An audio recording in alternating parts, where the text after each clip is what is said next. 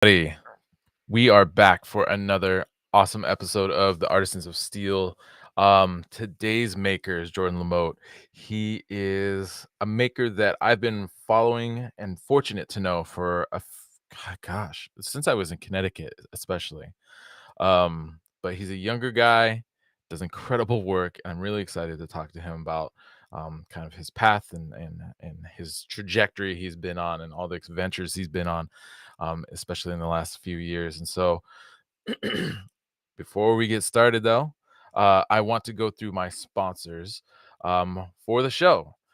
If you are interested in being part of this live conversation through the Patreon, you can go to my Patreon and you can sign up at the illuminated individual level or higher.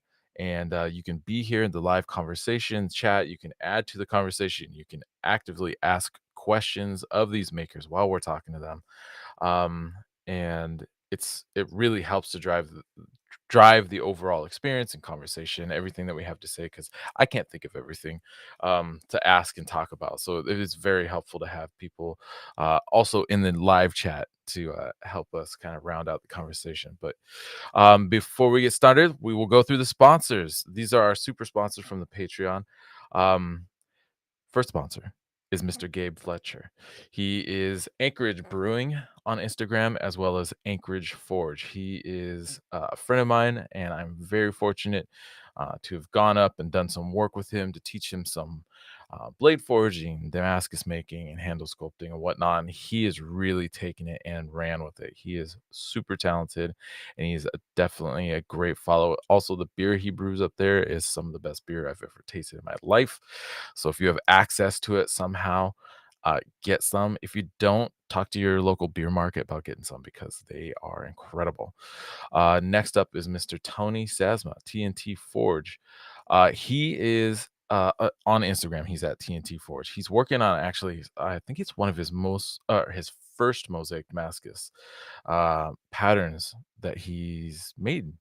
He does a lot of great Damascus, and he gets really incredible finishes on his work. But he's working on his first mosaic Damascus right now, and it's really cool to follow and see his kind of like his journey as because he's documenting as he's developing the pattern. It's really cool to see the process and also kind of to see how the pattern distorts and moves through various forging processes. Go give him a follow. He's a great guy doing great work. Next up is Mr. Eric Kidwell. He's District 202 on District 202 LLC on Instagram. Another good guy.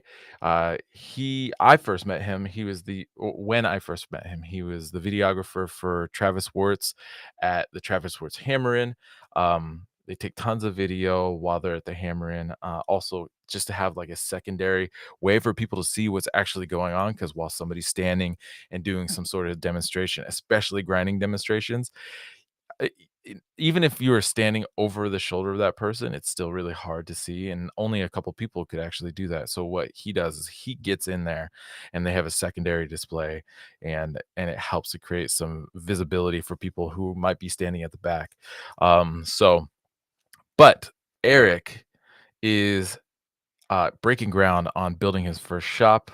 I'm excited for him, and he's getting his knife making journey kicked off because once he gets that shop built, which Jordan just did or is still working on possibly himself, um, he's gonna get back in it. He's gonna get to making blades, and he's a good guy and a good follow. So go check him out, Eric Kidwell at District 202 on District 202 LLC. Sorry, just waking up this morning on Instagram. Next is Mr. Josh Weston. He's Josh A. Weston on Instagram. He's also part of the Dragon Forge experience. I recently got to see him earlier this month of June um, at the Blade Show. I haven't seen him probably in like at least 4 years. He's such a great guy. It's awesome to catch up with him. He does this really crazy thing where he rampages around Blade Show building a knife actively at the show, using different supplies and equipment from the various vendors that are at the show. Super cool. Um, but Also, he's just a really great dude and super creative. He has these as part of the Dragon Forge experience, they have these beautiful dragon forges, that they fabricate. So, and then they take them around the country to various festivals, and people get to do this forging experience out of the mouth of this metal dragon. They're so cool, and he's actually building one right now. So go check him out, give him a follow, and check the progress on that thing because it's gonna be another really every one becomes more and more complicated, more and more detailed, and more interesting, cool looking. So I can't wait to see what this one looks like. Next up is my friend Michael Poor, Red Dragon Forge. He's a fellow Washingtonian. He's only about, I think it's only a couple hours from me to him. But he's doing some really great work. And let's see, he does a lot of work in Japanese style knives. And right now he's actually working on a Damascus Tsujihiki that the pattern is really unique. It's bold and it's got kind of like this I don't know. It's really it's like torn and um God, it's really hard to describe. I almost want to say it has like a zebra quality to it, but the lines are different. It's like if you're really close to the surface of water as it's like waving up and down and moving around and the lights reflecting off it. I don't know how to describe it. And I don't know if he's got a name for it yet. Maybe if he joins the chat, he can jump in and tell us. But um it's really cool, and I love following the work that he's doing, and as he develops as a maker, and he's doing some cool stuff. So go check him out, Red Dragon Forge. Okay, next up we have Mr. Russell Tinsley. He is Can't Make Knives on Instagram, which is kind of a misnomer these days because he's been taking classes actually at the New England School of Metalwork. I think most recently with the very talented Mr. Ben Breda, and he did an awesome job in that class. So he can definitely make knives. Outside of his knife making, though, he is the owner of Ouzel Finch Beers, based out of Virginia. I was like Victoria. That's not a state. Virginia, and they do some wild, out of the box, kind of crazy flavors, but everything they make is super tasty and interesting and flavorful. So if you have access to them, go check them out. Go get some of their beers and try them. If you don't, talk to your beer market again. If they don't have it, tell them to get some in. All right, next up we have Mr. Dan Hubs. He's at 6'6" Mountain Knives on Instagram and Facebook. Um, Recently, actually, well, so he's another new maker to me, but he's doing really great stuff. He's got this feather Damascus blade that he just finished out. That is like complemented, like, I don't know how to describe it. Complemented with this really interestingly dyed burl wood, but it also has like these wispies going through the handle, and I don't know what kind of handle material it actually is. I almost want to say it's like a black ash, but it actually black ash usually has like all these little eyes and dots and stuff, and that didn't really have that. It really honestly reminds me the most of like Tuya burl, which is a really interesting mixture of eyes and these feathery wisps through it. But anyways, it complements the blade nicely, and he did a great job on it. I also want to give him a shout out and best wishes to him and his family. They just had a tornado cruise through. Fortunately, it sounds like the house and the family and the shop are good. Some of the outbuildings got beat up a bit, so I'm just glad that they made it through that safely. So, best to them as they work on recovering from this tornado that just passed through. All right, next up is Lawrence Lake of Maritime Knife Supply. You can find Maritime Knife Supply on Instagram and Facebook and TikTok at Maritime Knife Supply. They're also online, maritimenifesupply.com. Um, Lawrence is a great dude, and he is a knife maker himself. He is working to source and provide materials for knife makers at as reasonable of a price as he possibly can. You'll notice he doesn't do discounts and stuff like that, but because the prices he has are already as low as they possibly can. He has also been a sponsor for scholarships at the New England School of Metalwork, and as well as a student at New England School of Metalwork. He's a great guy. I just saw him again over at Blade Show, also back in June or earlier this month, I guess back in June. It's still June, but just barely. But anyways, earlier this month, and he's a great guy to support. Go check him out, Maritime Knife Supply, and get your knife making supplies. They are based out of Atlantic, Canada, but he's got everything set up so it's easy to ship from Canada to the United States with no issues and problems. So go check him out. Last but not least is Mr. Ben Butcher. He's AMO Bladesmithing. That's Amo Bladesmithing on Instagram. I was just cruising through his feed the other day, and he had this cute little knife. I can't remember. I feel like it was like an integral or maybe a semi-integral. It just means that it had a thicker ricasso area before it transitions into the bolster. But while I was at first, I was like, "Oh, that's a cool little knife." Could see in the background he's got this tray with like 20 other knives in the on his workbench, and I'm like, "Holy shit, this guy is busting them out." So, um, he's a beast. He's doing some really cool stuff. He's based in Portland, Oregon, not far from me. Again, just a couple hours, and he also, I just want to give him my best. He just suffered a hand injury, which is not the best thing to experience when you work with your hands. I've had them before myself. It's not fun. So I hope that he heals up as quickly as possible.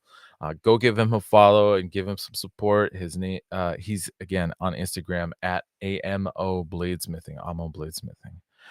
Without further ado, I feel like I should probably figure out a different thing to say because I feel like everybody who hosts interviews and podcasts say, without further ado, um, I wanted to bring in Mr. Jordan LaMothe. Jordan, hello, sir. Welcome and thank you for being part of the conversation in the chat here today.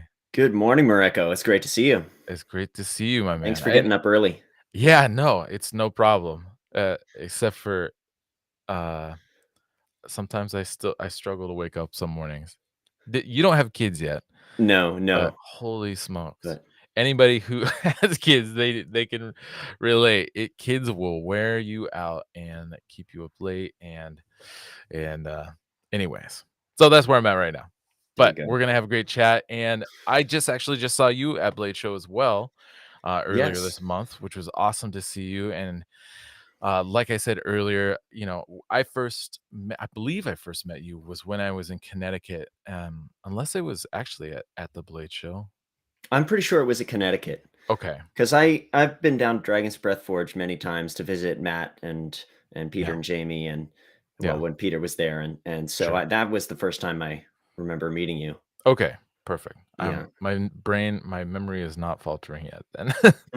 But I have, even before we met, I have been an admirer of your work. You do really clean and well executed work, and it's not simple stuff. You do an incredible job of really pushing and challenging yourself, which I'd like to get into a little bit. But it's been really inspiring to follow you.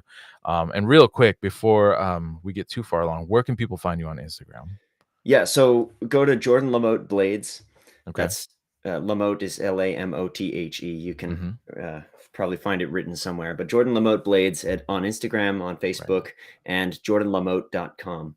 Yeah, Those are all of the places that's it. And to his find name me. is going to be on the title of this podcast. So if anybody has an issue with spelling his name, that will should help you just fine.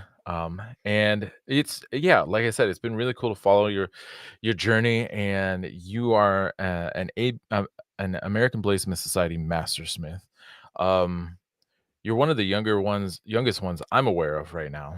I'm the youngest current mastersmith. Yeah, Current, not yeah, as far as I know. Yeah. yeah. And Um, how old are you actually? Really so quick? I'm 27. 27. Okay, Yeah. Yeah. I think yeah, Jackson Rumble just got his, but I think I'm a little younger than him. okay. He had a great set. I don't He know if you did. got to see that at Blaze I Show, did get to see it. It but was yeah. phenomenal. It was really cool. A lot of great pieces and very, very nice Damascus, and everything was great. It was really cool to see his work. Yeah. Because I don't think I've actually seen his work in person until then. Um, Mm. but I remember when he submitted his JS set. That's when I saw his work first. But yeah, yeah.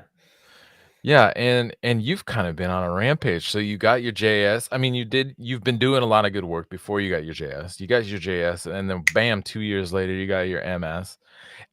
Yeah. Rightfully so. Well, it ended up Was being it 3. I oh, it kinda was wanted to 3, do I'm it in sorry. 2, but then 2020 Blade Shield, which ended up being a silver lining for me because I didn't have my set ready, and as you Okay. kind of alluded to, I have a propensity to challenge myself, Yeah. with the pieces that I take on, and so I really wanted to some challenging pieces for the set, and it really was great extra 12 months to work on it. Well, I'm glad you had that Yeah. time too, because one of them is it almost looks like I don't know, like a very, Eastern kind of flowy Persian kinda knife Yeah. and or almost looks like it looks like it could almost be a short sword if it was like maybe another 2 inches long or something like that. It's massive and Yeah. it's super cool and it's the curves and lines and the fullers and everything on it is really intense.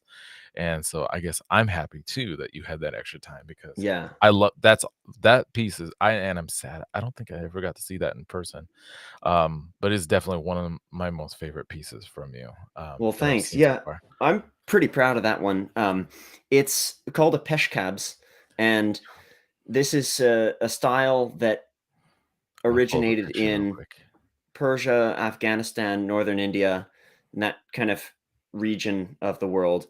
And this is kind of my interpretation of it, having only seen photos. And now that I've been back, I've actually, well, we can get to it later, but I spent 9 months in India last year and I've Mm. handled a lot of original peshkabs and I got it Oh, all wow. wrong.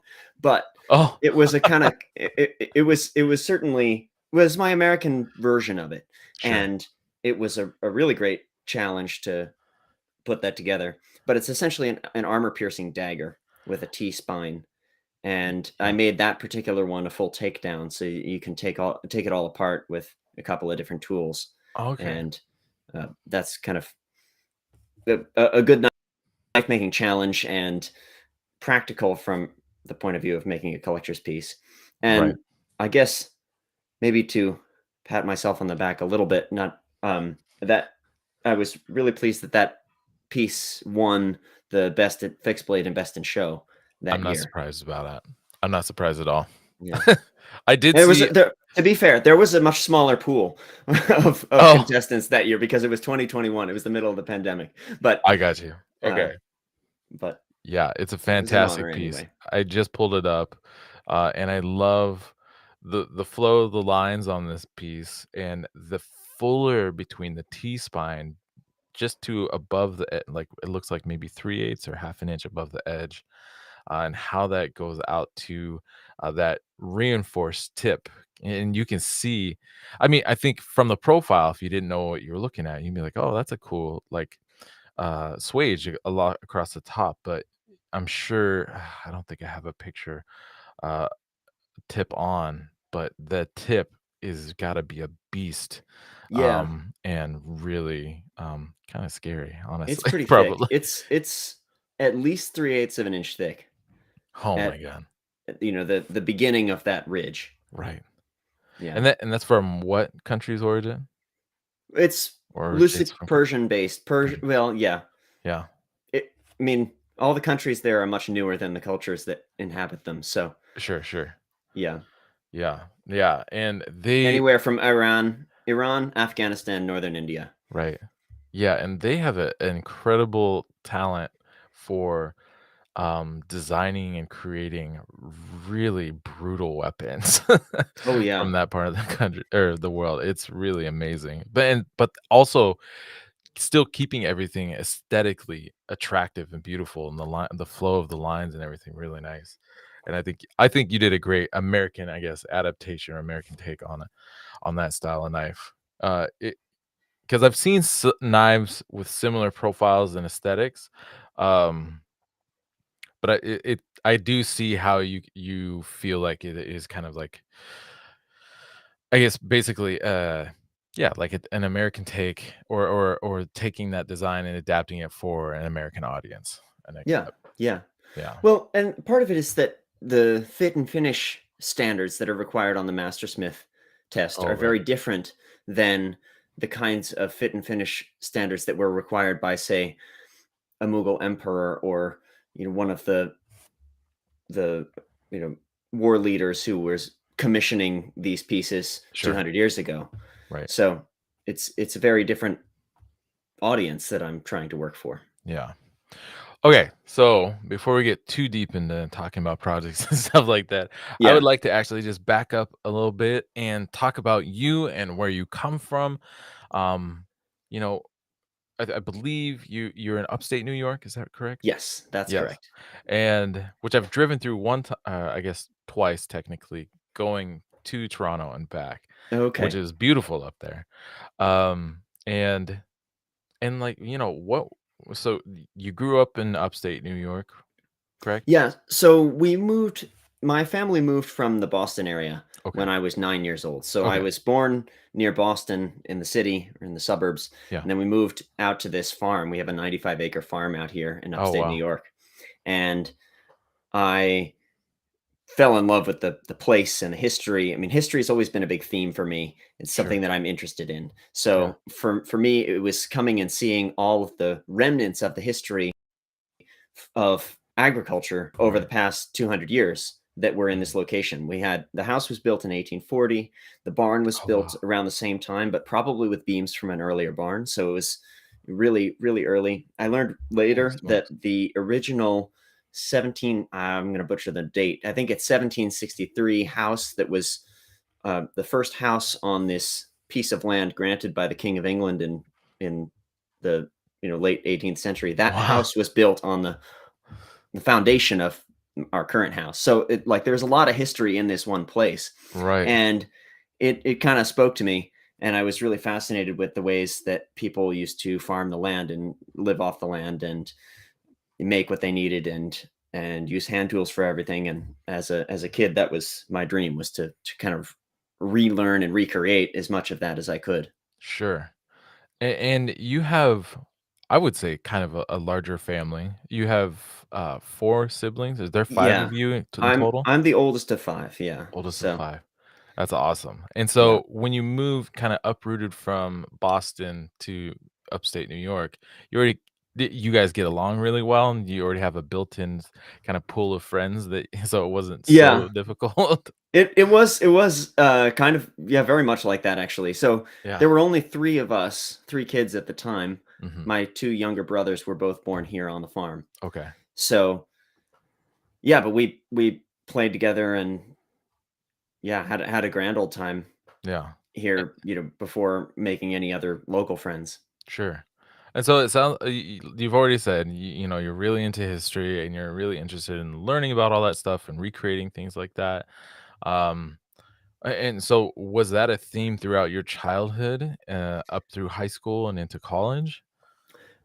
Yes, I would say really making stuff with my hands. I've always loved working with my hands in Sure. in any capacity and making useful things. Right. And even when I was like 6 or 7 years old, I had my own little workshop under the basement stairs where I would tape little pieces of nails to bits of wood and make knives and Oh, like really? my yes, the highest technology that I was allowed access to at the time was nails, masking tape, and little scraps of wood. So Okay. I made That's do fair. with that.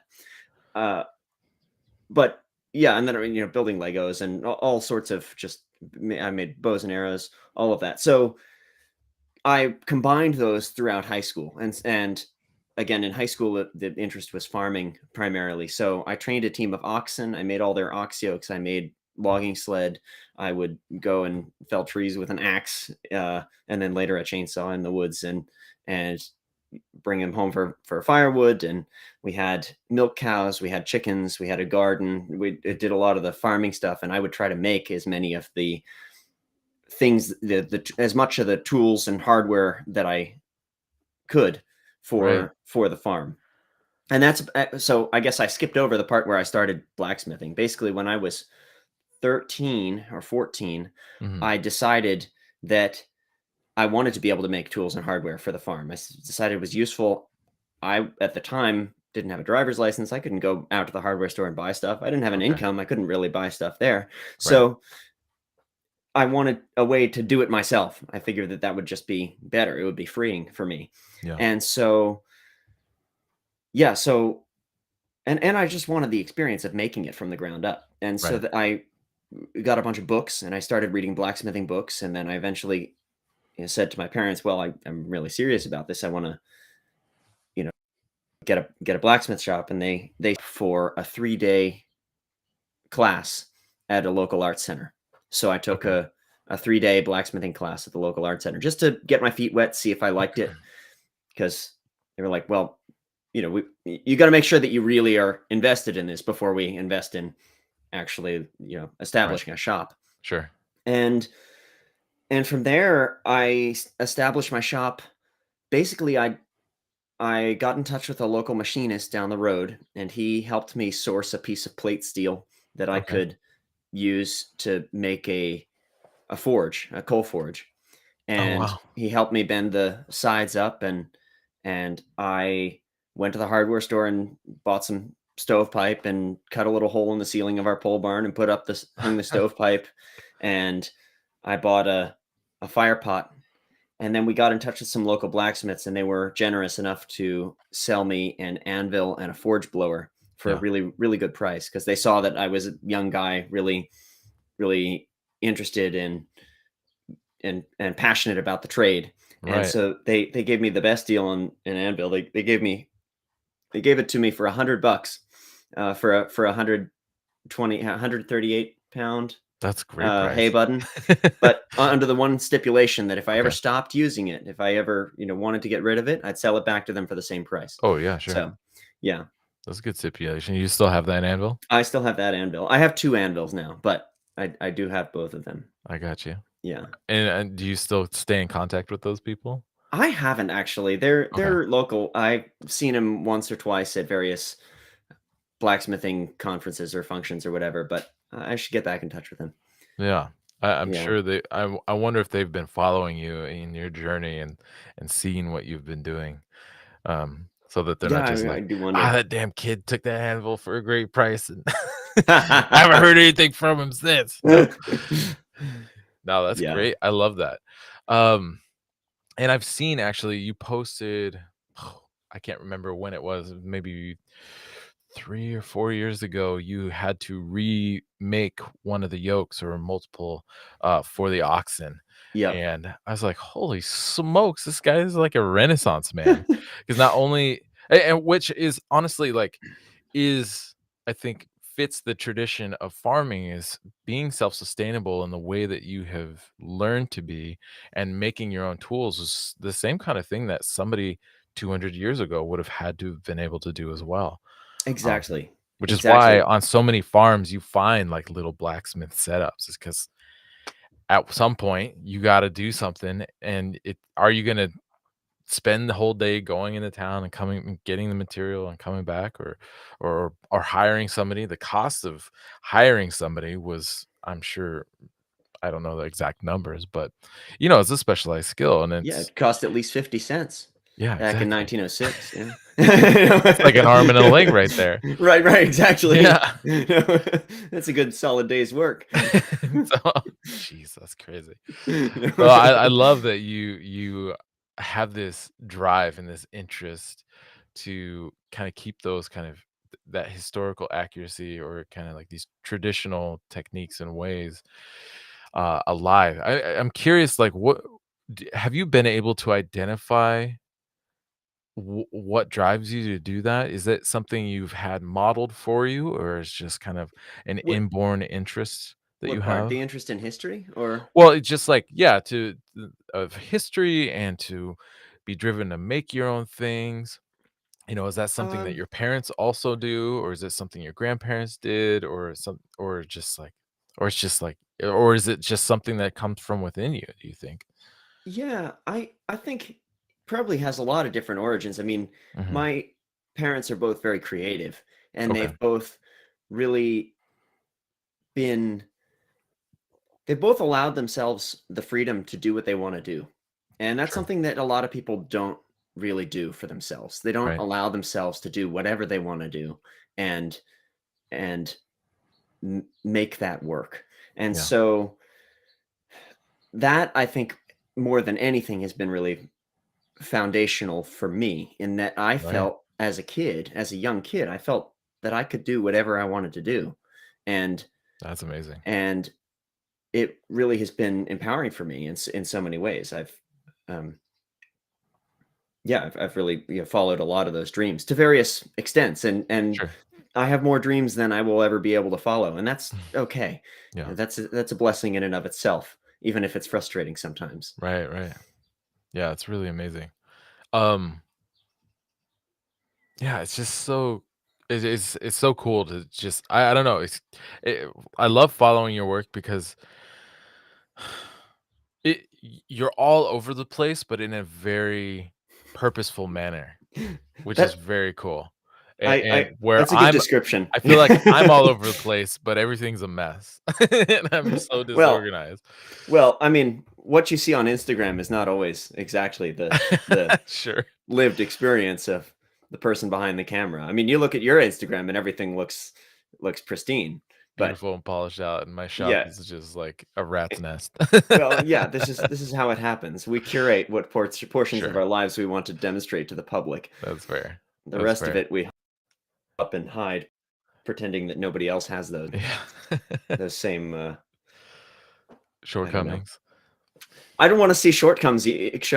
Shortcomings even, but I guess we might judge it that or I way. guess Yeah, imperfections, or imperfections, or yeah, there's beauty in the just imperfections, and I that think we same forget that. chaos. Yeah, yeah, yeah. Something else I wanna touch on about you and your relationship with your family before we get kinda really deep into the knife making and stuff like that, is, you guys are all very musical. Can you talk to me about that? Sure. Yeah. So I mean, the music runs deep here. My dad is a really accomplished pianist, and Mm. he went to Berklee College of Music, and Oh, wow. played in a lot of played in a lot was doing professional musician stuff when he was in Boston. He was also working for a sound design company, Mhm. and so he taught me piano lessons from when I was really little, and Sure.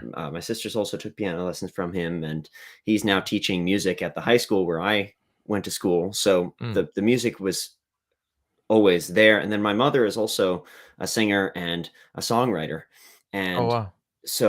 and most recently she's been writing musical theater. She's written a couple of musicals, and I've so as a family, we've always sang together and Yeah. performed together. I mean, for almost 10, probably 10 years straight, we did a summer show every year Oh, wow. where we would a local summer show, and it could be anything. I mean, it was some years it was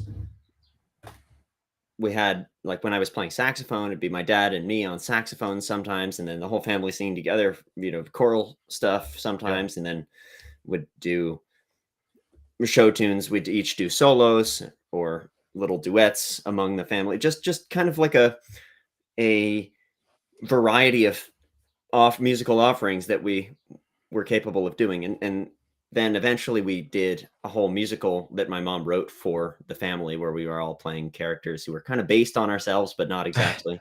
And Right. and yeah, and then we took that to a couple of theater festivals. So like we've done a lot of performing together. That's Wow. That's great. I a lot love of that. fun.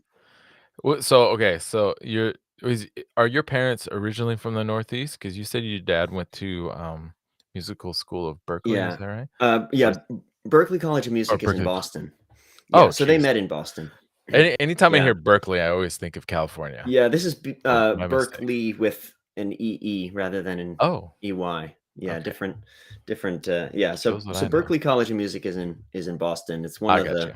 the top music schools in the country, especially in the jazz and folk and, uh, rock genres. Oh, interesting. So, What was your dad's kind of focus it or was mostly genre? jazz. Jazz, okay. Yeah.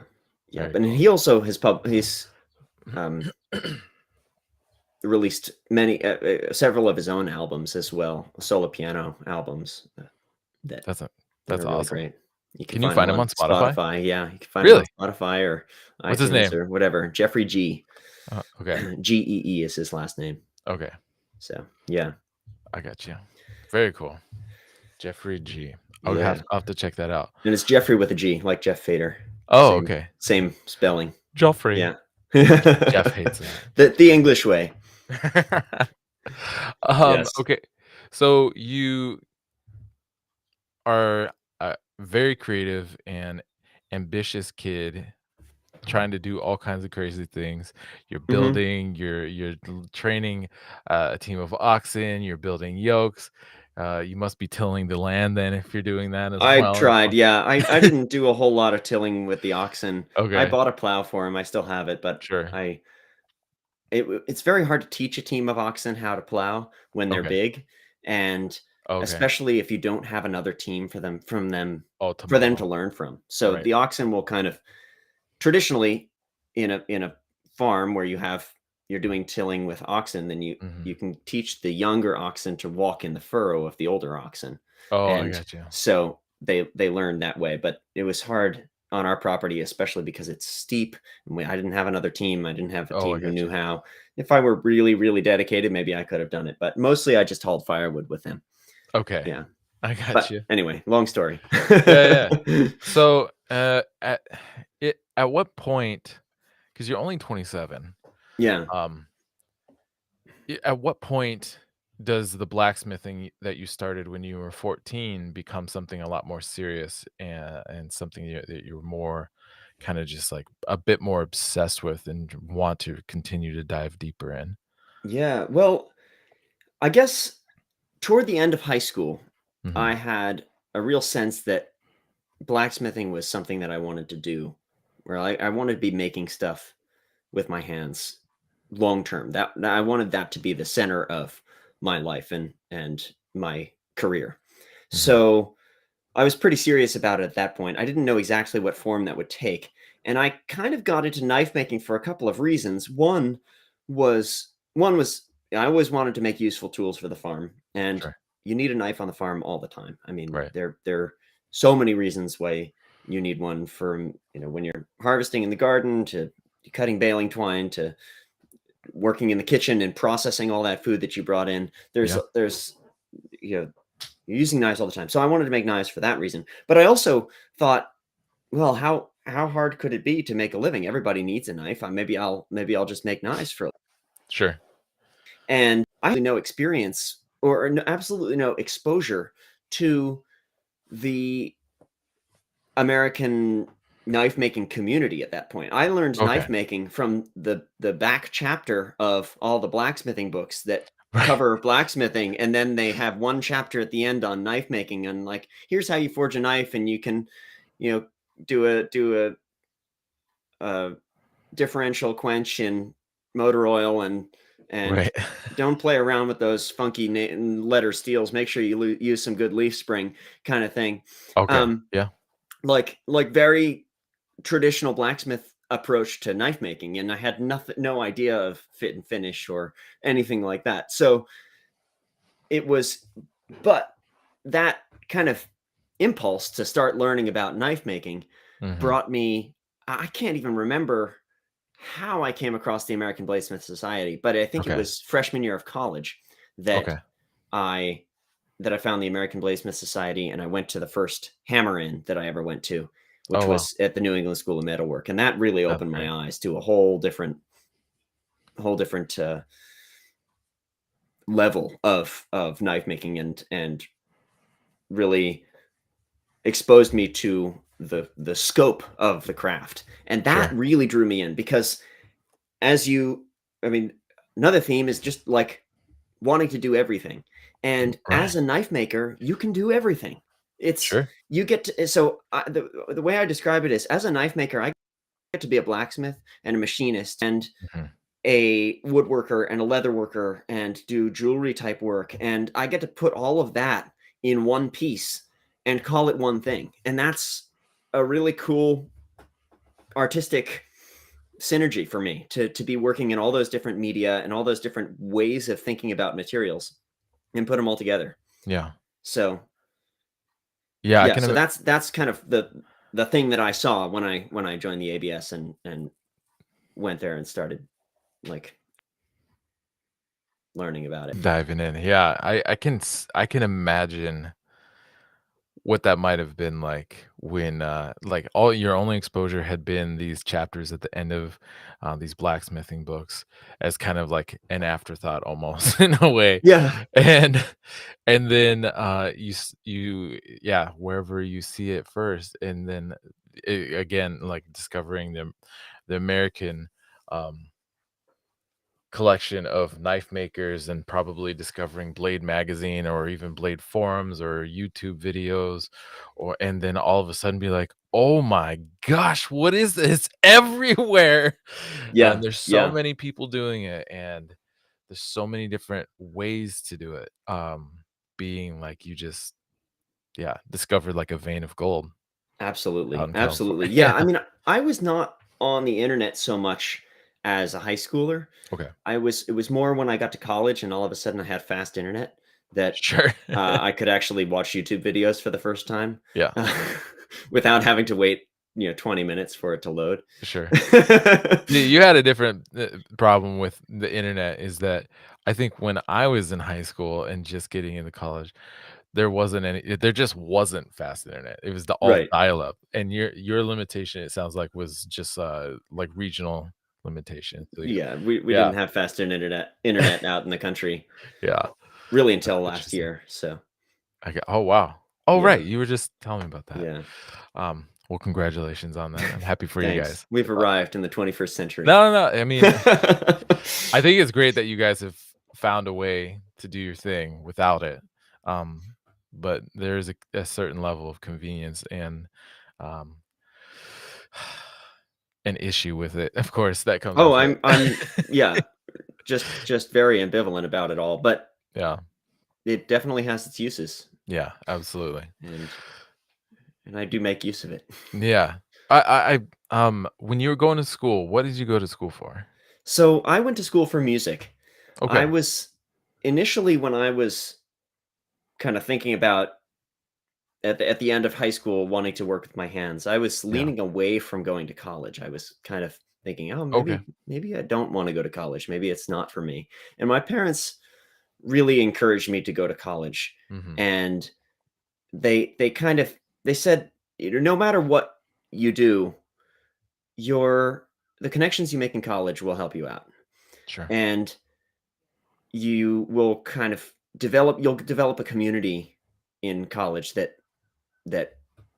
will be really helpful or could be really helpful." And so Yeah. they suggested I go for the experience. And if I Okay. wasn't in it to go all the way through, then whatever. That was going to be fine with them. Right. But I've always done pretty well at school in general. I've Sure. been a fairly high achieving student, and Yeah. so when I applied, I applied to Williams College early decision, which means it's a binding thing. So if you say, Okay. "I'm applying to your school, and if I get in, I will go." And Okay. that was the school where my mom had gone to college, and they had they basically had everything that I was looking for in a college. And it's a liberal arts college, so you can Oh, kind of nice. study anything. You can Yeah. go. You don't have to declare your major until 2 years in, basically. Oh, yeah. Yeah. And the other silver lining of it is that it has a very big endowment, and so they give Oh, cool. need-based financial aid. If you can't pay the full tuition, you don't have to pay the full tuition. And so I went there and I was able to graduate with no debt, which also made a big difference in my career. Yeah, that's amazing. Yeah. That's incredible. And so you're going to school for music, and at the same time, you're discovering, like, really starting to discover and dive into knife making. Yeah, Um, actually, Go ahead. I kind of decided to dive into knife making before I decided upon my major. So as I mentioned, you don't Oh, have to declare your major until the end of your sophomore year in okay. college at Williams. So I was committed by freshman year, freshman spring. I was pretty committed to making knife making my full-time gig. Interesting. So Okay. I bought a grinder. I bought a Bader 2x72, Yeah, and that was my first real big knife making purchase. Like, right. I'm gonna do this as a business type thing. And That's then awesome. April break, we had 2 weeks of vacation, and I went home and I banged out 9 knives in Oh, that wow. 2 weeks, and that was and then I made a website, I made the business cards and started actually, like, And that's like trying to sell my work. and this is your freshman year, so you're 18, 19. I would have been, yeah, 8 I mean, I went at 17 and then turned Okay, 18 when I was, yeah, so it would have been 18 at that time, yeah. I got you. Wow. Yeah. Keep trying to think of the word, um, that I feel like would describe you perfectly. My brain isn't awake enough, but I feel like that's just, like, basically, that's just, like, really awesomely ambitious. Like Well, no, go ahead. it was ambitious, though when I see the guys who have had access to really good information on the internet and YouTube videos and stuff from an earlier age, like there are 18 and 19-year-olds right now who are putting out mastersmith level quality mastersmith quality work, like Yeah. really amazing stuff. The stuff that I was making at that time was not amazing stuff. I mean, But did it look a lot it was like the knives at the back of the blacksmithing books? no, it was a little step more refined than A that little bit because more I had watched a couple YouTube videos by Yeah, that point. Um, and I hadn't gone to the Hammer Inn yet, but I was pretty active on the American Bladesmith Society forums. okay, So that was helpful for getting ideas of fit and finish and that sort of thing. I see. But yeah, it was still pretty rough. It was years before I was making stuff at a really clean level. I got you. And then so when you made the decision that you want to get into knife making, did you also join the ABS at the same time? Yes. You did? Okay. Yeah. I saw that as a really helpful ladder for me. I mean, it's good, I think, for the way that I work especially. It was really beneficial to have the structure of the testing and Mhm. whatnot to orient my goals around Right. knife making and the emphasis on function, having to be able to make a knife for the cutting and bending test. That was interesting Yeah. to me. I wanted something that was going to be useful. I wanted it the ABS checked a lot of boxes. Mhm. The forum that they have online is full of really good information and was at that time as well, and it Yeah. was quite active, and I would go on there and just read through lots of threads that I had all these mastersmiths who were responding to other people's questions and sharing how they did things, and I just learned a lot from reading through those threads. Mm, that's great.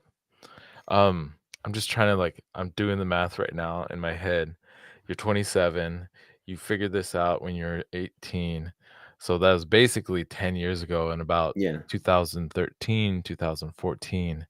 And that's Yeah. when I had worked for Bob Kramer for 3 years before that, but it was in 2013 that I struck out on my own, Okay. to make my own and start making my Yeah, own yeah. knives.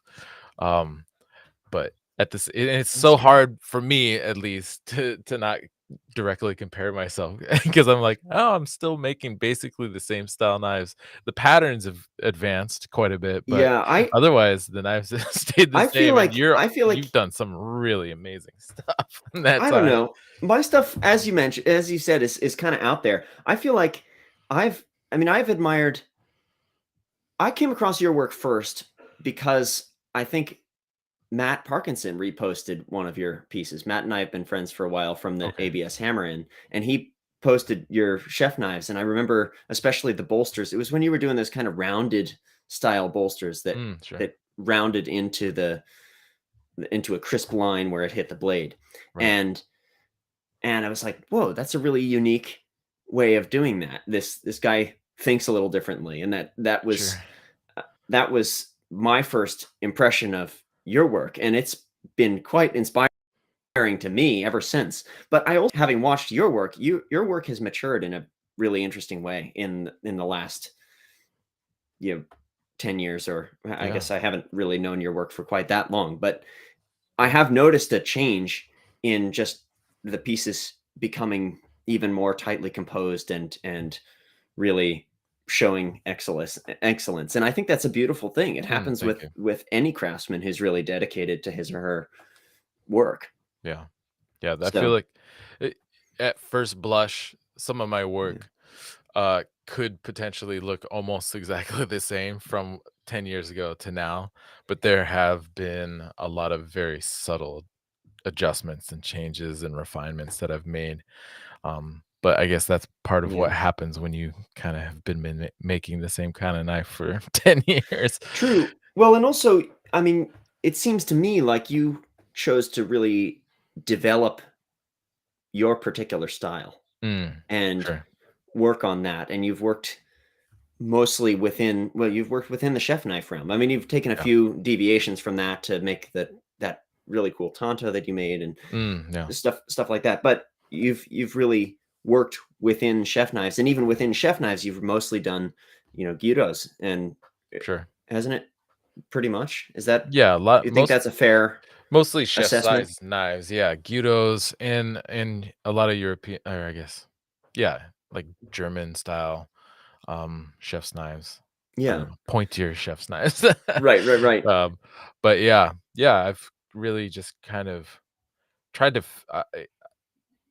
I when I first started, I had experience in cooking and using knives for many years before that, and so I thought I knew what knives meant, and progressively, incrementally over time, I've been experimenting and figuring out new things and taking advice from others or learning things from others or inspiration from others and kind of making it my own in my own way and just playing with things like the faceted Western style handle and yeah, and especially like really try especially when it comes to the patterns, Yeah, um, really pushing the patterns to do really unique and interesting things that just people aren't seeing, just to kind of really part of it is to be like is for the wow factor, but for me, it's just to kind of also explore, um, just the different shapes and contours and lines that you can create through various combinations of forging processes. totally, Yeah. totally. I feel like I mean, I know that the amount of information that you've shared on pattern welding has really completely revolutionized the pattern welding that you see in everybody's work in the knife Oh, industry right wow. now. I mean, I'm quite firmly aware of that. I mean, the way that you've shared your knowledge and ways of thinking about mosaic patterning, they've been really influential, and I think and I know for me personally, it's been really inspiring to think about exactly what you said. The ways the forging processes and the ways the forging processes distort the steel and give you different technique, like those the way those forging processes will affect the pattern within the steel, and they Right. give you different tools, if you will, Yeah. for how to generate a pattern in the blade, and it's fun to think about. It's really and you have a particular knack for it as well. Yeah, it's kind Some of people a really fun struggle with game. that sort of three-dimensional Yeah.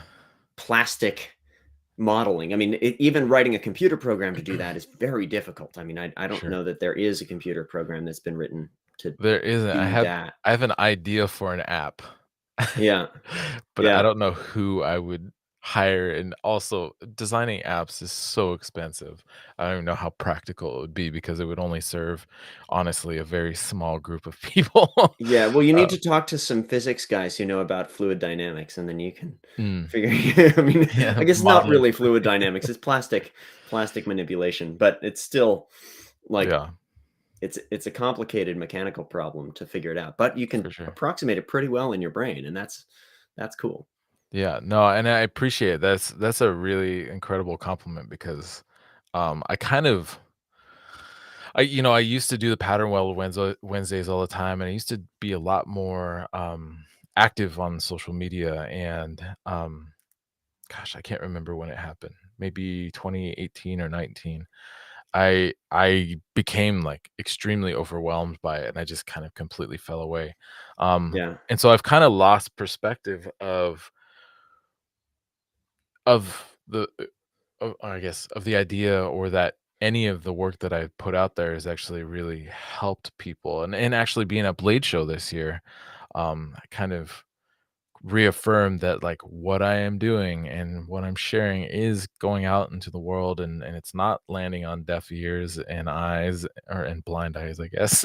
Yeah. and and it is helping people. And so it's especially from somebody who I would consider one of my favorite makers, to say something like that, regarding, the influence that something I've done has had on people is really incredible. Well, that's a real compliment. I'm pleased to be among your favorite makers. That's Absolutely. Well, and I think, the way I think about patterns, and forgive me, everybody, if you've heard me say this before, but the way I think about patterns, comes from, I mean, when I first started learning about forging Damascus and how the different processes moved material, it just kind of like sent my brain down a rabbit hole. Kind of like when you discovered like the plethora, or the, I guess, the breadth of knife makers and different styles and techniques and all that stuff. It was kind of the same thing for me when I discovered pattern. I mean, I was aware of pattern welding, but when I actually started doing it, I was just like, what else can you do? And at one point, a master smith actually told me, because I he had seen my drawings and my journals, and he kind of laughed at me, and he's like, every pattern that's ever been made has been made. You're not you're not gonna come up with anything new. And I was like, "What? The hell?"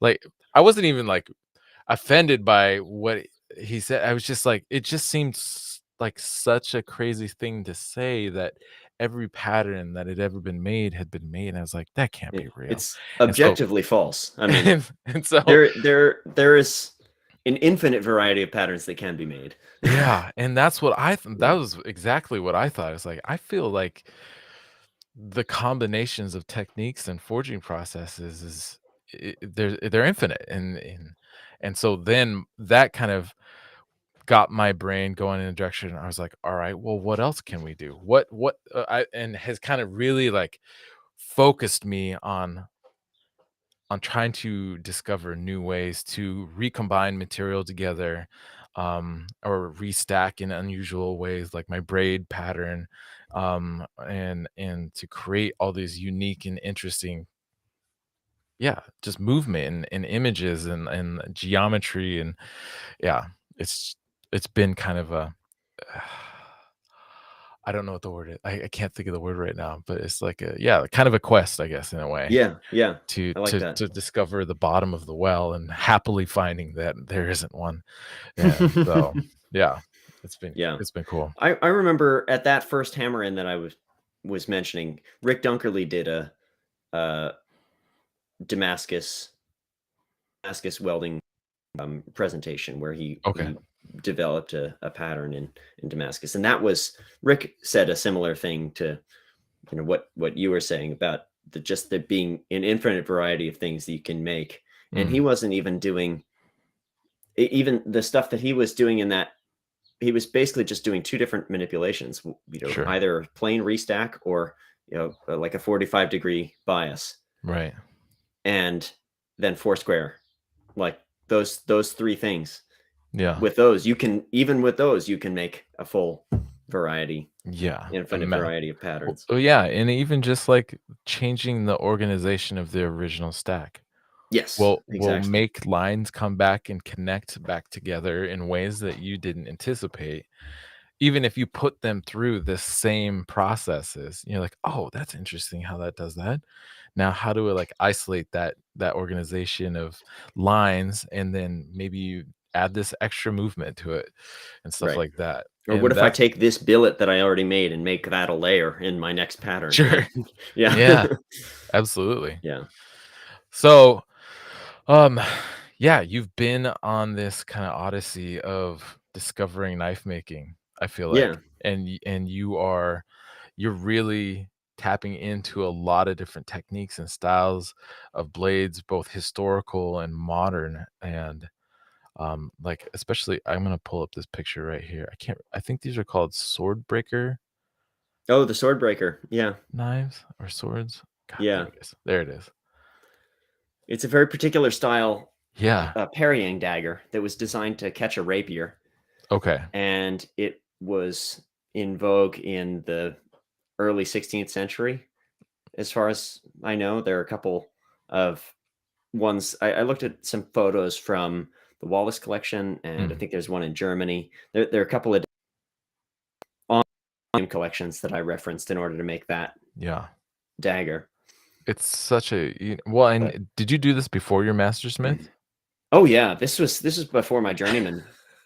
Oh my god, Um, so this is an amazing I'm, like, looking at this, and I'm like, "This looks like yeah. Mastersmith quality work already." Well, it wasn't, but it was Okay. approaching that. I mean, um, like it definitely was angling toward that, and it does have that fluted twisted wire handle, which I intentionally included because I wanted to gear up to do the Mastersmith at some point. Yeah. So that was a commission from a client who found me on Forged in Fire. Oh, okay. So yeah, a lot of the weirdest stuff that I've done was commissions from people who watched my episode of Forged in Fire. I got you. And it really was amazing for me. I mean, people would ask me to do things that I'd never done before with the Mhm. faith that I could figure out how to do it. And I didn't say no, and I wasn't charging very much, so it made it easier for people to ask Oh, for, wow. kind of crazy stuff. Yeah. It was it was a great experience. I mean, I felt like really my first 2 years as a full-time maker, which were the Mhm. first two, basically Forged in Fire came out during final exams senior year of college. And then Right. for the first 2 years of full-time making, because I went full-time right after college, I Mhm. had orders from Forged in Fire. And so Oh, wow. I had people asking me to make all sorts of different things. I made the sword breakers, I made a gladius, I made kukris, I made a tonto. Yeah. I um I'm trying to remember other kind of, yeah, I mean, I made Wonders of those. a sax at one point. That was a little bit Right. later. But I had a lot of different requests for different weird stuff, and I just made it. It was really great education. And for each piece, I'd try to delve a little bit into the history Right. behind it. There's a limit to the amount of research that I could feasibly do and Sure. still get paid and all that. But I did enjoy doing the research, and I did want to do justice to this historical form because all of these forms were initially designed as functional pieces. They were designed no wait, Mm. so they were designed as functional pieces. They had to function in battle. It was a life or Right. death situation, Right. but they were also designed as ceremonial objects, or if not Mm. ceremonial objects, at least objects of really significant importance. I mean, whenever you have life and death, you have religion mixed in, right? Sure. Because that's in some ways that's one of the biggest questions that religion has to answer is, why do we die and where do we go? You Right. know? Sure. And so that's that as soon as you enter religion, it gets right to the core of what's most fundamentally important for people. Yeah.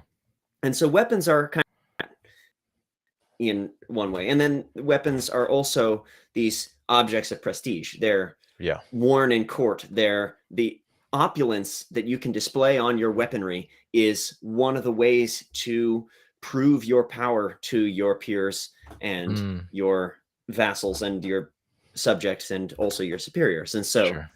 so and that those three things, the function, the religious significance, and the political significance, those are pretty constant no matter what culture you go into in the Sure. entire world. And so that's the interesting thing about weaponry Yeah. for me. Yeah. And Yeah. I No. wanted to do that justice with any given culture that I would go to, as I would try to do a little bit of research, or at least enough research to do that justice. Yeah. No, and that's interesting. I kind of forget that, especially like swords and daggers were not only items of power in regards to status and and battle or war, but they were also, yeah, as in religious terms, they were items of power as well. Absolutely, Um, absolutely. I mean, you see all sorts of Islamic swords, for instance, with Quranic inscriptions on them, sure. and you see, Hindu swords with images of various different gods and goddesses, Right. potent gods and goddesses. Yeah. And I know that there's, for instance, I'm thinking of a particular helmet at the British Museum that has Odin's face on it. Mm. This is, a face of one of the Norse gods. Like they're yeah, all sorts. I mean, even I think the cruciform sword of the Crusader, the fact that it is a cross is not an accident, Right. For sure. not purely a functional thing. Yeah. And all of the, oftentimes you'll find various Yeah. religious symbolism on those as well. Yeah. Mike Poor jumped in here. He's Red Dragon Forge. He's one of our sponsors. He's great about being here for these conversations, and he jumped in and he said that the word that I was looking for was precocious. That is exactly the word I was looking for. Uh-huh. You're There you go. precocious young man. Thank you, Mike. That was perfect. Um, yeah, it's I can see, especially regarding like the cruciform sword, like so that you're holding a cross if you happen to be like dying in battle, you Yeah, have that one last final thing to hold on to. Yeah, crazy. It's interesting. And exactly. I actually, so I completely forgot that you were on Forged of Fire. Honestly, to be fair, I forget that I was on Forged of Fire until somebody was like, "Oh, I just watched your episode," and I was like, "Huh? Yeah, Oh yeah, I forgot that was a it thing was a that while happened." ago. Well, I live in a small enough town that people still ask me about it. I get Yeah, recognized in the hardware store. "Oh, you're that guy on the TV show." And it's, yeah. that's So fun. I people remind me a lot. was your episode the Swordbreaker episode? No, it was the Tulwar episode. Oh, Forged in Fire is why I went to India. right. Okay, perfect. That's so funny. The Tall War episode. What season was that? It was season 4. Season 4. Okay. Yeah. Season 4 was the last season I think that I really ended up watching like completely. I think after that I saw a couple episodes of season 5 and then from there it's been kind of sporadic. Um Yeah. yeah, I totally forgot about that. So we've shared that experience and it Yes, was yeah. yeah, and actually I think cuz I was in the first episode of season 4. So we were Okay. kinda on a similar timeline in regards to how they were filming the show, Yep. and I think at the Yep. time, they were doing, like, 2-a-days where they would, like, film one part of one episode in the morning, and then in the evening, they'd be filming a different part of a different episode, and Oh, is started that yeah. stacking. They were doubling up I don't think they episodes. did that when I was there, but Okay, yeah. yeah. Because when I did the first season, they did all their filming on one episode at a time. Right. Um, and so, yeah, Mike's got a good question about India, and we're getting to that. Yeah. And so let's just jump right into that. So you spent, like you mentioned earlier, 9 months in India. Yes. First off, was it the Talwar episode that inspired you to go there, or like what led up to that, and Well, how did that end up coming together and working for you? you've heard of the butterfly effect. I feel like that may be Okay, kind of what it is. Like the Forged yeah, in Fire, I had to make a tulwar for Forged in Fire. I had never sure, heard of what a tulwar was. I didn't right, have any experience with Indian weaponry or any of that metalworking culture. yeah, And so I looked at a bunch of images on the web, most of which were probably fakes. Like I didn't know how to go about researching sure, that. And so I made one for the show that was loosely Talwar looking.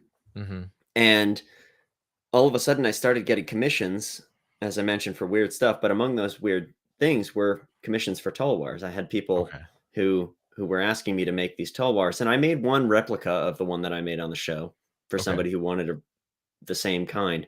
But then I decided I was done with that. That I knew at that point that it wasn't really a very Talwar, and okay. I didn't feel like I was doing justice to that I culture. I see. really wanted to learn more Yeah. about it. And so for the next Tulwar commission that I got, I went down. So I don't know if you're familiar with Ranjit Singh.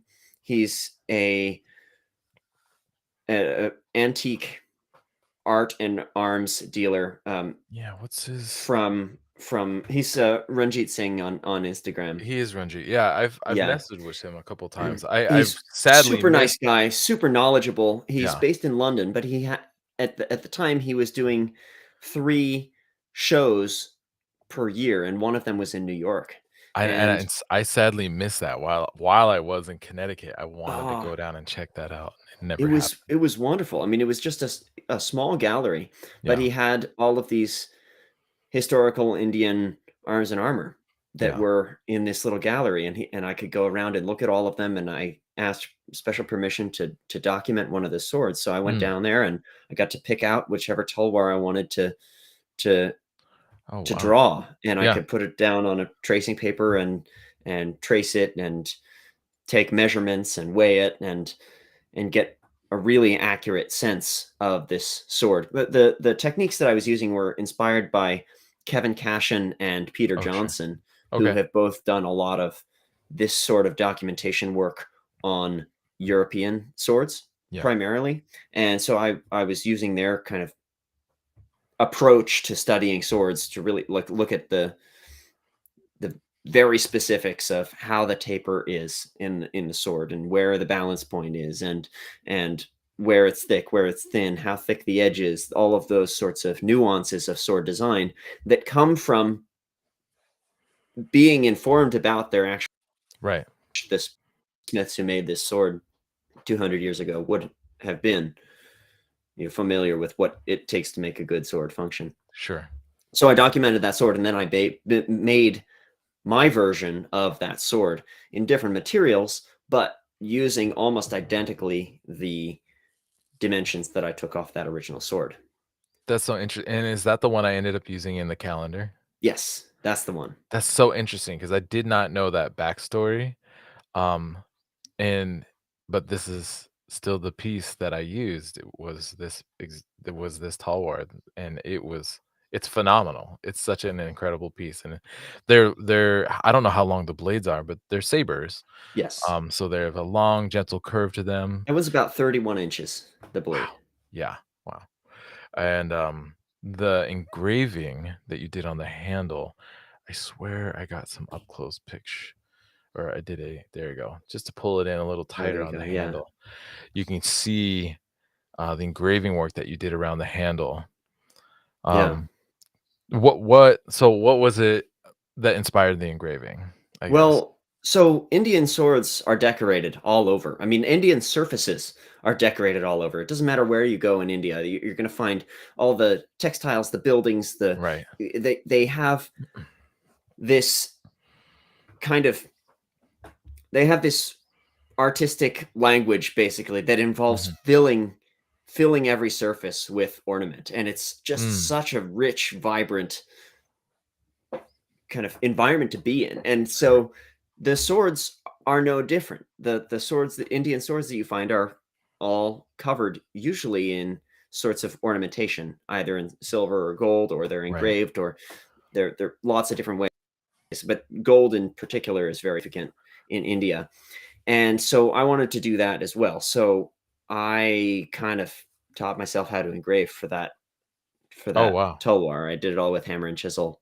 Oh, And geez, really? yeah, yeah, it's not That makes me clean wanna look at engraving that handle again. by any means, but it was I all mean, done with that's pretty hammer great. and chisel, and it's very shallow. There's not high Sure. relief. It's Yeah. designed to be quick. I mean, quick in that it took me about a week to engrave all of that stuff. Yeah, pretty quick, with It's hammer and chisel and square inches.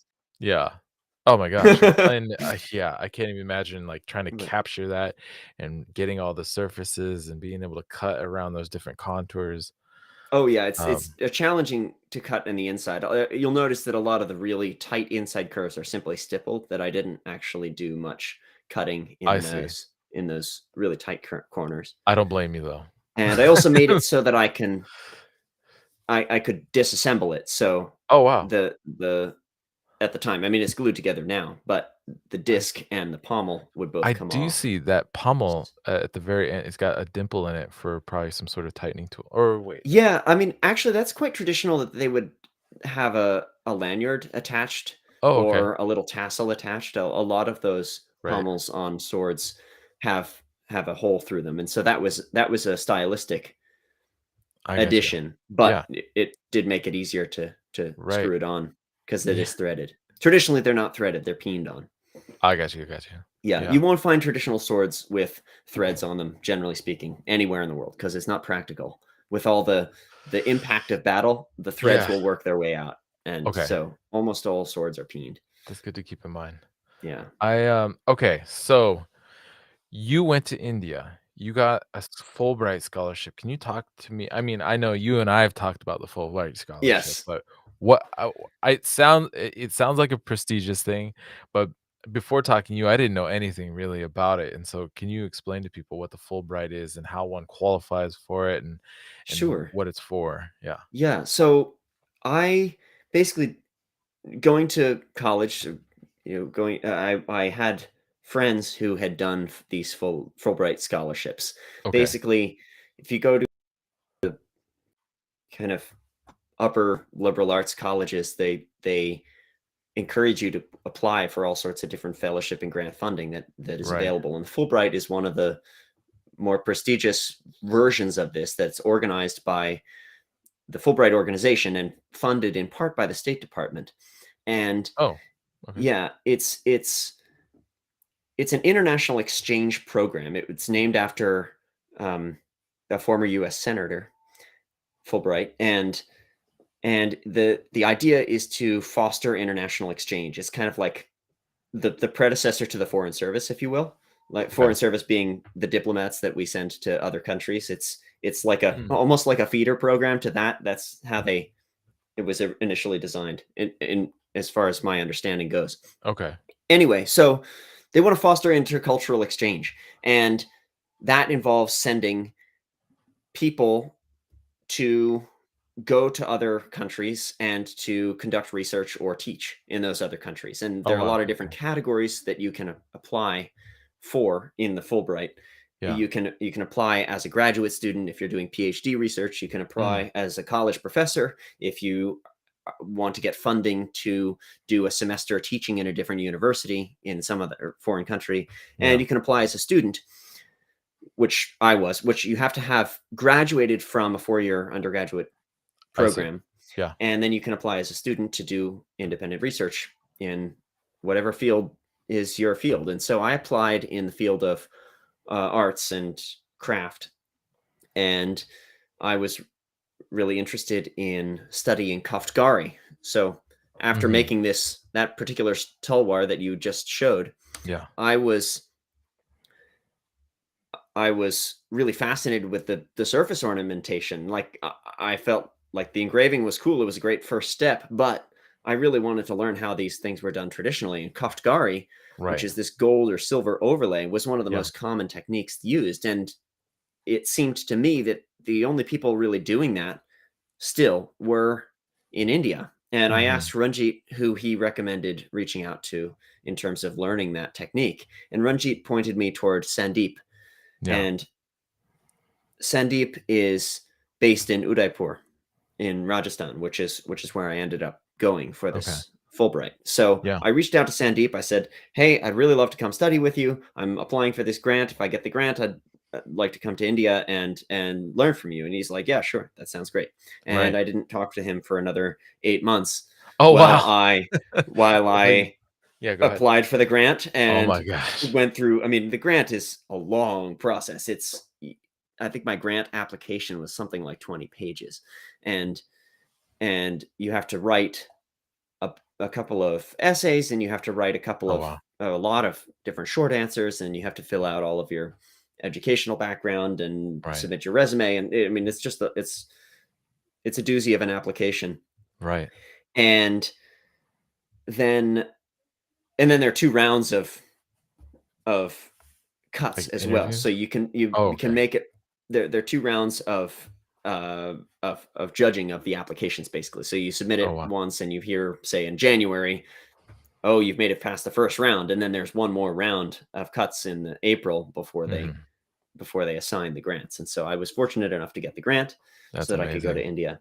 I should note Congratulations. also that, do you know Tom Ward and his work?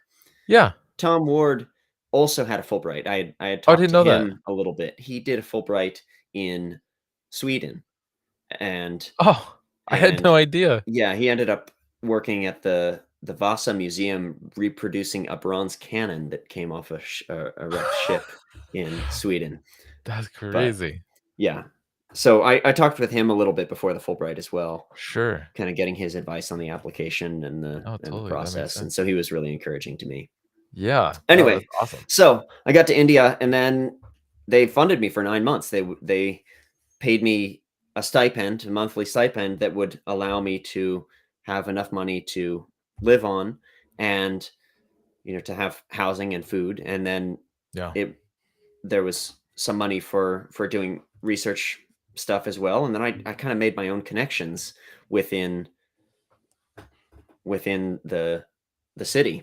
I was also, so as a part of Fulbright, you have to be affiliated with an organization, Hmm.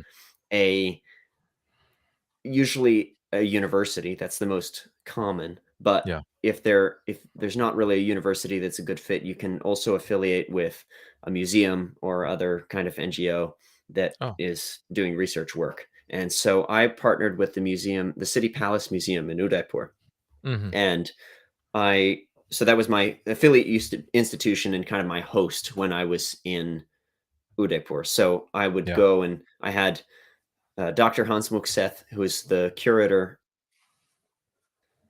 was kind of oversaw my research project, and I would meet with him and talk about how Oh, my cool. research was going, Yeah. and I ended up doing a conference there, giving some talks at a conference that he organized Wow. around metals in Mewar and steel in Mewar is the region of Okay. India where the city palace was the head of the Mewar kingdom, basically. Okay. So Yeah, amazing. And yeah, following your journey while you were over there looked incredible. Um, and I think I did see one picture of you, like, rolling out some of your drawings and showing Doctor, yes, sorry, I Dr. forgot. Seth, Yeah. Um, yes, and yeah, it's just the I wanna pop through some of the pictures here. yeah, yeah, yeah. Oh, whoops. There we go. Oh, there we Is that go. So that's me and Rahul. okay, Rahul is Sandeep's older brother, who's also a okay. koftgari artist. So I Yeah, spent a lot of time with Rahul and Sandeep, okay. and we had schemed about a project, a collaboration project, where we would make chef knives. I would make some chef knives, and Yeah, they would do koftgari on the bolsters. And so this was our trip to a blacksmith shop a little outside the city, and you can see okay. there the power hammer that they've got there. Yeah, And we visited that shop and had them forge out some bar stock, basically, yeah, out of these mill balls that they use as a Woots substitute. okay. So Woots is a traditional Indian steel, Yeah. but it's very uncommon to find, and nobody's really making it in high quality in India right now. Oh, And interesting. so they're using these concrete crushing balls from the they're not concrete balls, they're steel crushing balls that they Yeah, use in concrete mills and whatnot to pulverize rock to make the right. substrate for the cement. So they take these balls once they're worn out, and then they'll just forge them into blades, and Oh, it wow. exhibits some alloy banding that is similar to Woots, and so they use it as Mm. a kind of substitute. And I have some you sent some examples, I believe, of Yeah. some So of the this is the Kafkari. final product, basically. Yeah. That's which I finished just before I was leaving for the US. So it Oh, took us wow. kind of almost 9 months to put this project together completely. Oh, It oh, was see, I see. So the collaboration while you over there, you this were actively this was making the these things. collaboration. I forged this knife in Yeah, India and did all of the fitting work in India. The only thing I did when I got back to the States was glue it together, basically, yeah. and sharpen it. I took some, screenshots to kinda pull in on some of the details of this piece. Yeah. Um, So that is that Koftgari yeah, that we're looking at right there. So this is Raoul's Koftgari that he did. So yeah. basically, I made two knives. one Rahul did the main part of the koftgari, and one Sandeep did the koftgari. And I so got you. this is Rahul's, and I did a little bit of koftgari on both of them. So Oh, okay. throughout this whole process, they were teaching me how to do Yeah. it. And the way that an apprentice learns how to do koftgari traditionally is the master will lay down the outline, Okay. and the apprentice will do all of the filling work, kind of color it in with Oh, little interesting. gold wires laid side by side. So I did Yeah, all yeah. of the filling work on both of these pieces, Oh, both really? Rahul's and Sandeep's work. Yeah. I So, see. and So I they actually outlined it, and then you went and filled with the gold. That's exactly. There are three steps to doing koftgari. The first is preparing the okay. ground, which you do with this knife-like tool where you make really tight cross hatches so that you have a Sorry. surface of burrs So that when you will say hold the gold. ground, you mean the surface that you're gonna be overlaying onto. Exactly. Yeah, Okay. ground in the kind of artistic term of you have a subject and a ground. Yeah. You Okay. know, so Yep.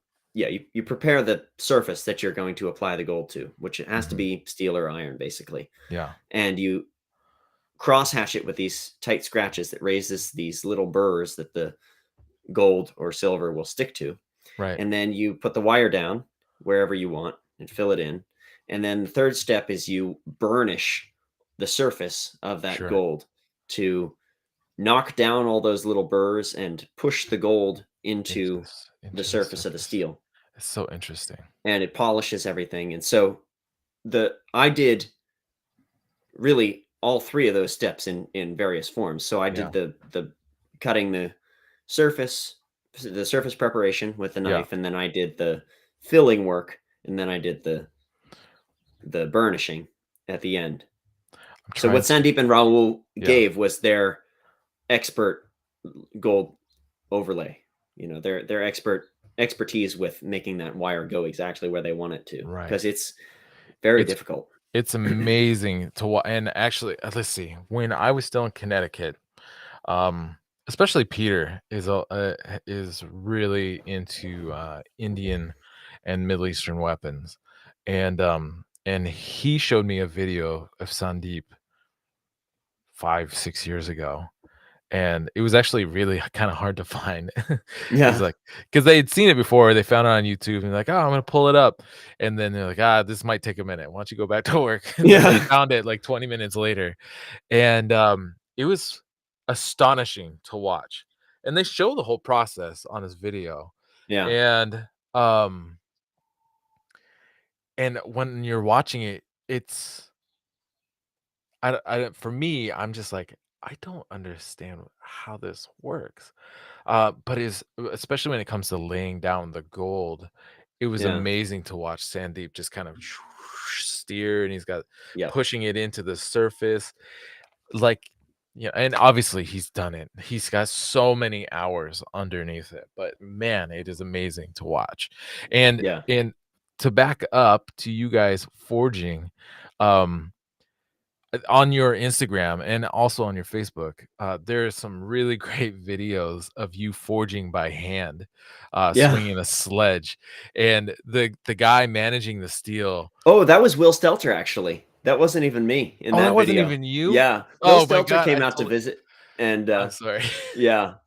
I forgot he did that. Now Yeah. that you say that, I remember that because he did kind of a I think he went through Italy and some other countries and made his way back past Bayeux. Yep.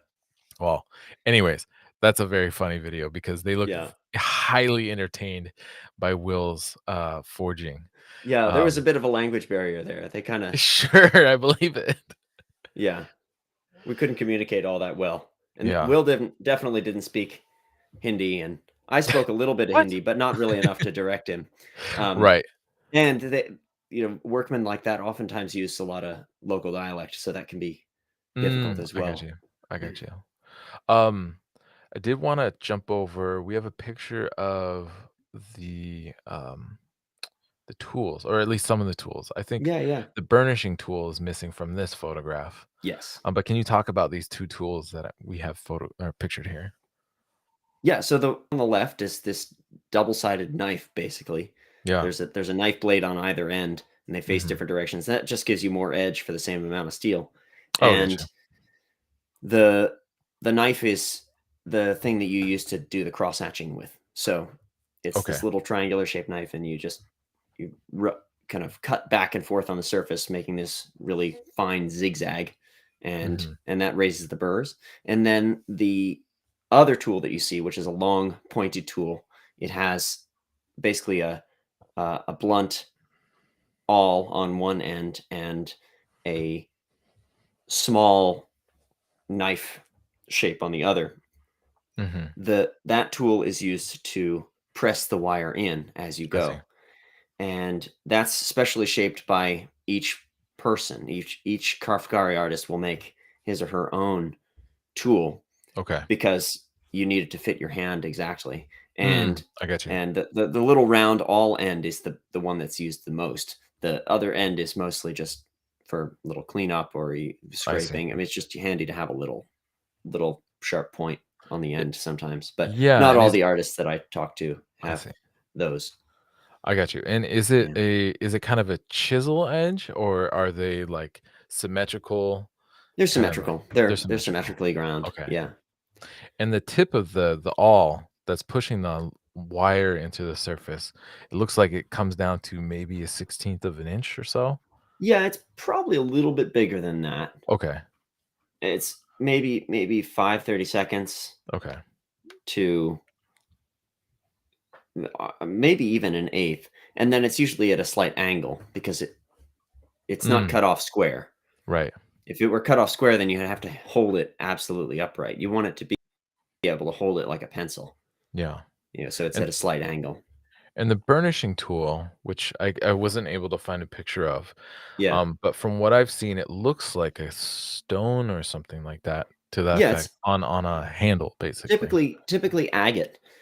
Oh, Agate really? is the Okay. common burnishing tool, common burnishing stone. The other thing they use sometimes is jade, Okay. but it's more expensive, and agate is the most common. So it's just basically an type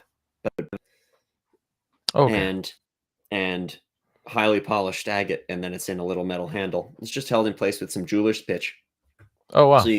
you can turn it around or whatever if Yeah. you need. There are two ends of it, and yeah, That's it's amazing. that's what they use to burnish the gold down on the surface.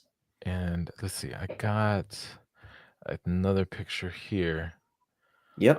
And you can kind of see some of the cross hatching um, on the surface of this bar. And Yeah. so, can you tell me about this piece? So this was a practice piece Okay. for me. Basically, these little squares with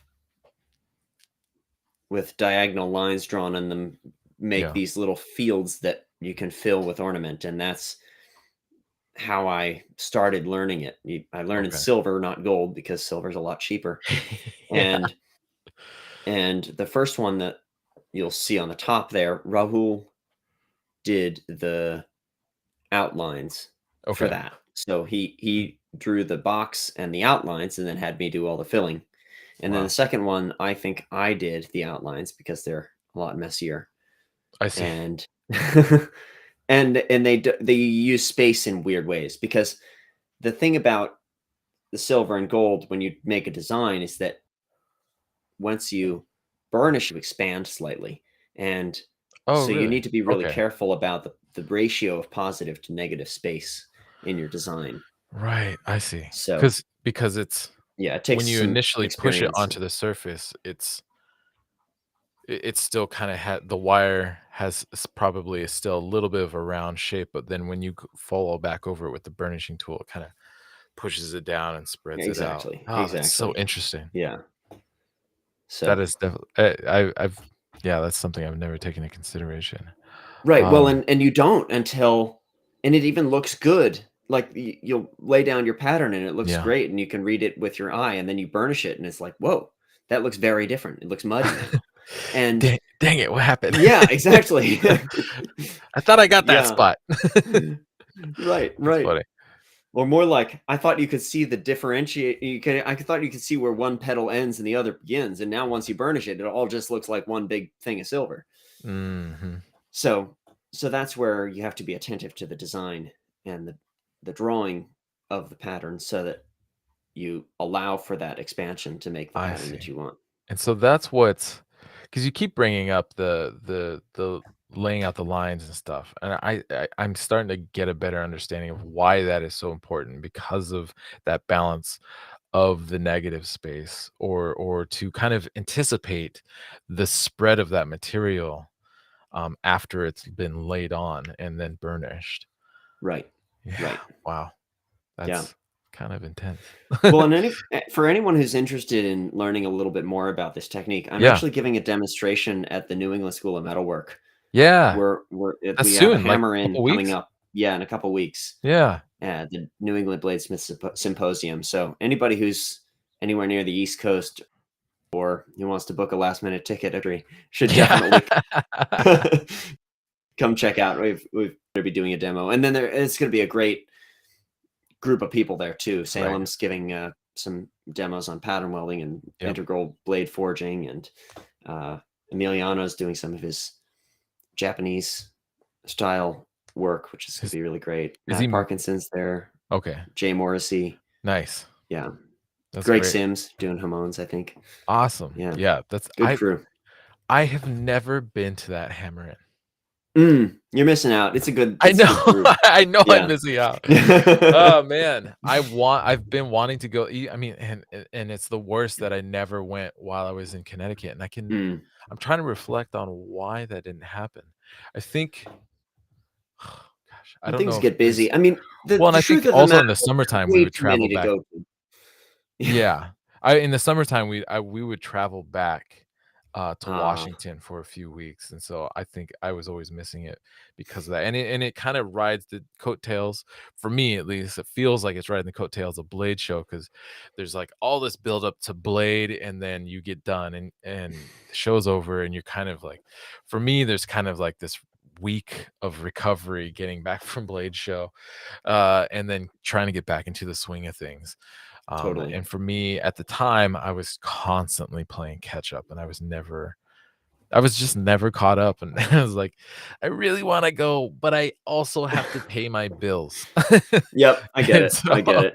I never made it out there. I almost because you're actually teaching a class on koftgari, Yes. which it's too late to sign up. Don't even think about it. Yeah. Get in on the next one. Sign up for newsletters. Make sure that you know about it because I'm sure it's going to fill fast like this last one did. I remember actually talking to you about the class right after I saw it posted, and then I think it filled up. Oh, Like just a yeah. couple days later, I was like, "Gah!" Yeah, it went quickly, Yeah, but which is great. I'm yeah, psyched, and it's I'm sure we'll do obviously some other class of some sort in the yeah, future. for sure. Yeah, and it makes sense because the surface finish, and the ornamentation, I mean, it's absolutely stunning. I love it, and, there's actually I popped this up a second ago. I Yeah. think this is the 2nd knife Yes. that you did Sandeep did with that one. yeah, and again and so again, so he laid out the lines, and then you filled the lines on these Exactly. pieces. Yeah, and so Yep. here's some close-ups of some of the detail, and I mean, awesome job on the gold, by the way, especially as it transitions into the blade, like, that looks like solid gold. Oh, yeah. This Yeah, is very yeah. thick gold Oh, wire. okay. So the thickness of the wire also depends. It will, well, obviously, it makes a difference in how thick the gold is on on the handle itself. I see. So Right, and so when you burnish it, it kinda, like, fills in yeah, it just really makes a heavier nicely. layer if it's Yeah. thicker wire. Ha. So cool. So And then let's it's a see, I lot more think expensive that way. yeah, yeah. There's just that same, portion, from a different angle. Right, right. And God, like, the iron, because it's like or I guess it's probably mild steel, Yeah, something like um, that. is really smooth. Like, it's got a great look. Yeah, yeah. No, that was a fun kind of challenge. I mean, making those knives in India was a challenge for me because Yeah. I didn't have access to any of my regular shop tools. I didn't have a Sure. belt grinder. The I didn't have like a milling machine or a good drill press, or I mean, I had Yeah. a drill press, Right. but I'm used to working in a certain with a certain set of I didn't have that certain set of tools in India. And not to mention the various tools that I could access were in different shops because Oh, everything is so specialized there right. that Rahul and Sandeep don't have a blacksmith shop. They Sure. don't have a way to grind a knife. Uh-huh. They send their, when they're making a piece, Yeah. it's made by a bunch of different craftsmen around the city, and they'll move it from craftsman to craftsman.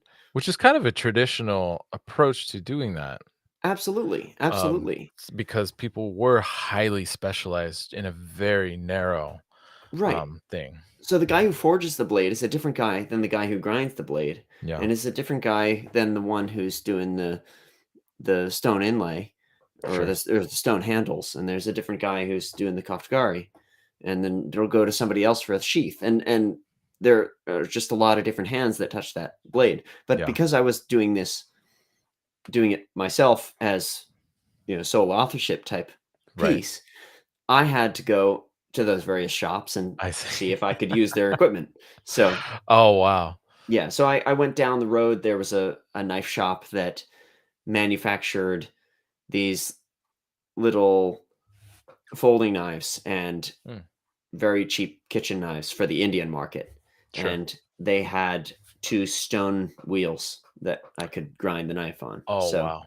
Okay. so I ground the knives on stone wheels, and then I would bring it back and just sand on it forever and ever Oh with my a couple of gosh. stones that I cut down into like polishing stones. Right. Oh my gosh. Yeah. I wanna So that was an pull in. experience. Yeah, I believe it. I'm gonna pull in on the detail of the pommel of that same knife. Yeah. Yeah, and so these were fabricated from steel that I made those at this place. Yeah. I had a little I was able to set up at their place, Okay. just a tiny little, box on the ground Yeah. with a electric blower, and, so it was a coal forge, hard coal forge. And so I would and I had a little block of, probably a 20-pound block of steel that I used for an anvil. Mhm. And so I was able to forge a mandrel. I forged a mandrel that I could then make hollow form the bolster around. Yeah, and I So the have. bolster's a hollow piece of maybe 1/8 inch thick. It's not less than 1/8 inch thick steel. It's probably like Let's see, maybe 12 or this 14 one. gauge. It's not four. Yeah, I think, yeah, 12 or 14 gauge steel, and the pommel's the same way. Okay. So I was using this thin material and then bending it and giving it a little bit of volume to give it stiffness, and then, Right. oh yeah, this is a great illustration of how the handle sits all the way inside that ferrule, really. Right. It's and it makes for a really strong construction. It takes forever to do, and I don't think I could really make money doing that in the US, but in Right. India, it was the best option that I had available. Yeah, and these are some of your steps kinda showing your process of clearing out the material that was gonna go with inside of that, ferrule. Exactly, Yeah, exactly. and, the progress Yeah, of everything kinda coming together and fitting up. Yeah, but I the remember steps are the watching these. same no matter what you're doing with, like, knife making, fitting pieces together. You try it out, see if it fits. If it doesn't fit, where is it rubbing? Then you mark those places, take it Yeah, apart, file those down a little bit, try it again, and then you just repeat that until you get a good fit. right. And Well, and yeah, isn't this, kind of a ferrule fitting over the wood somewhat of a traditional, uh, tool making technique, especially I feel like I've seen it the most with like chisels or on like a draw knife, wherever the steel enters into the handle, there's some sort of metal kind of coupling and supporting absolutely. that wood. And that's what that reminded me of. Yeah, Yeah, it was yeah, amazing watching you do it all by hand. Um, yeah, because that when you come from having access to a grinder and then jumping and taking several steps back to using more rudimentary tools, you yeah. still did a freaking phenomenal job, Well, thanks. I mean, I felt like making it these kind of felt like knives. getting back to my roots in some ways, because when I started blacksmithing, as I mentioned, I was learning it from blacksmithing books. I Yeah, started knife making. I was learning from blacksmithing books. I didn't have electricity in my shop at that time. sure. I had Yeah. a drill that I would small holes with.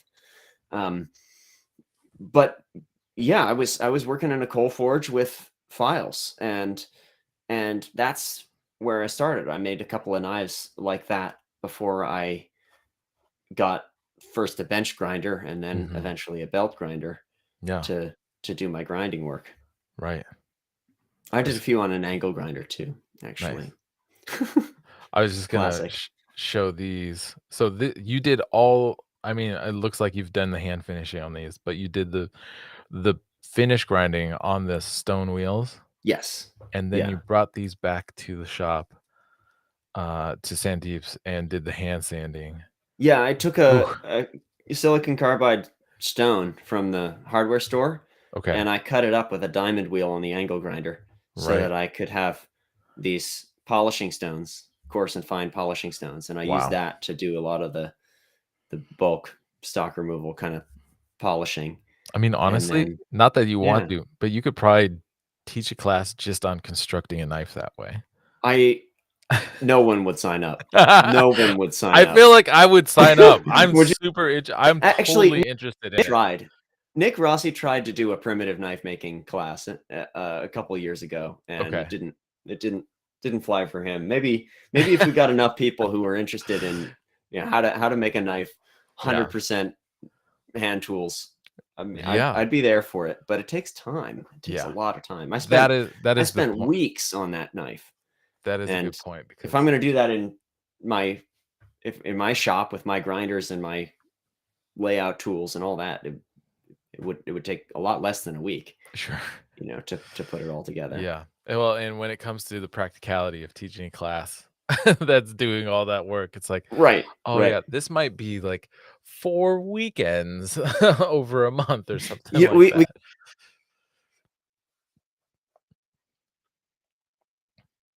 Oh, man, learn the step, go and do it by yourself. yeah, yeah. Yeah.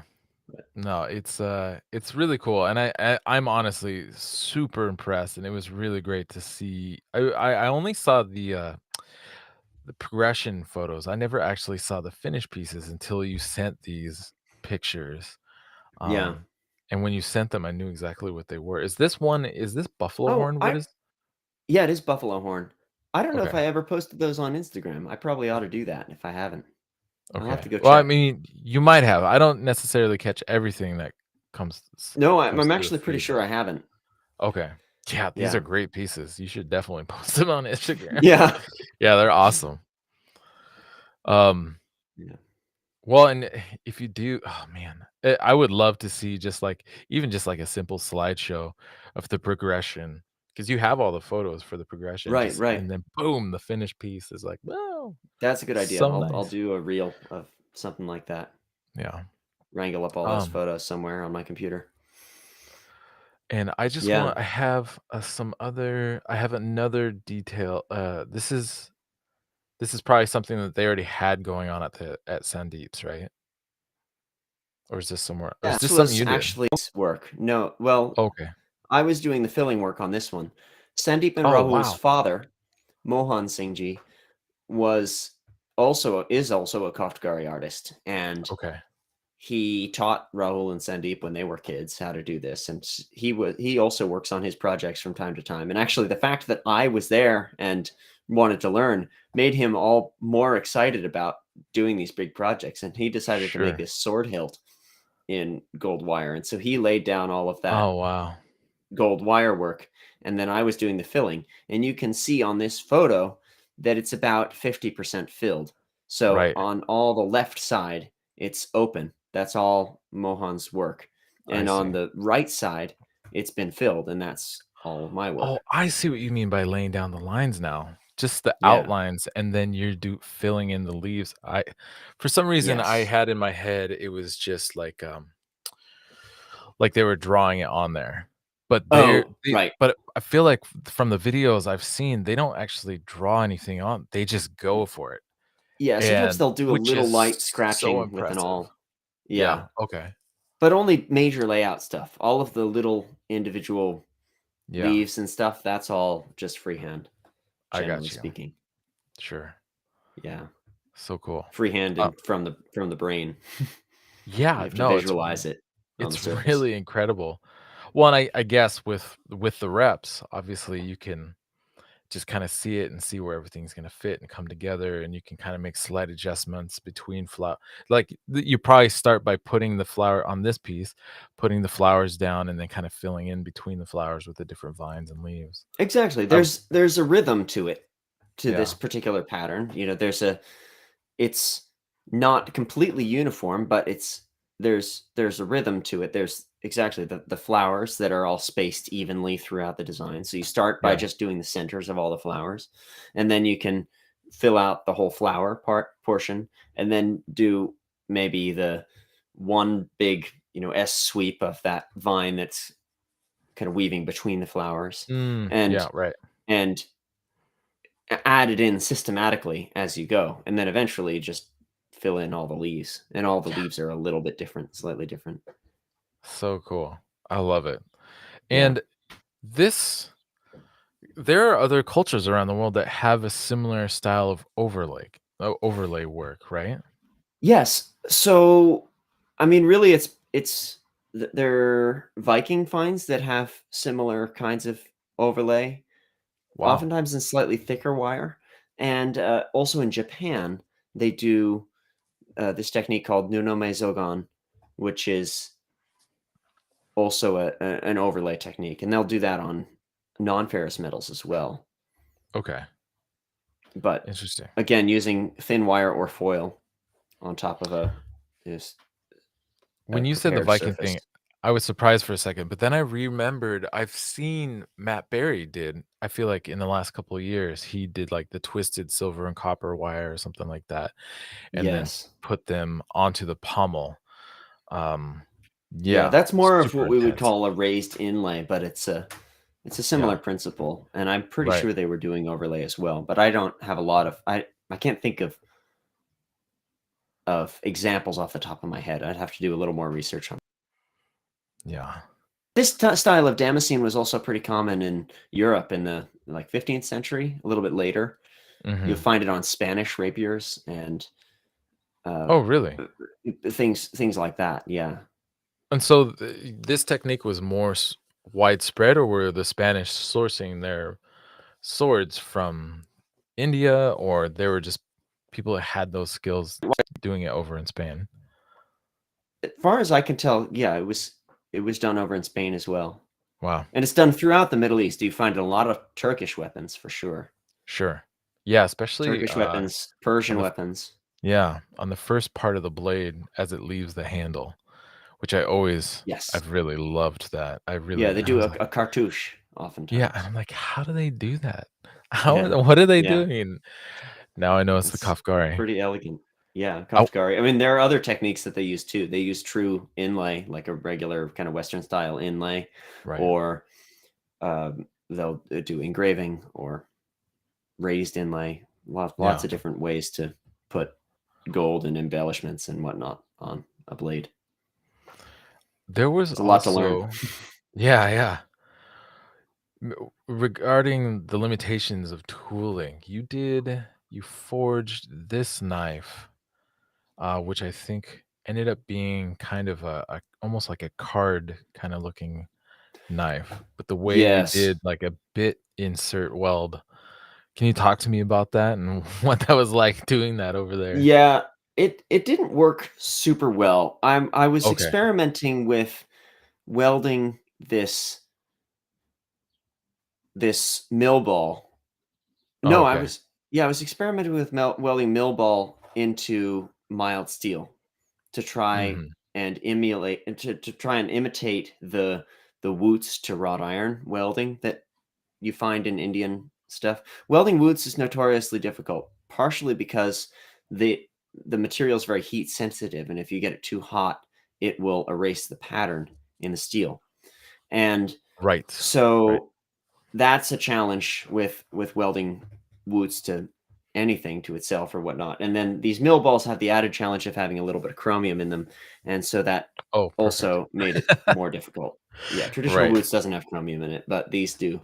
And um, yeah, so it was an experiment.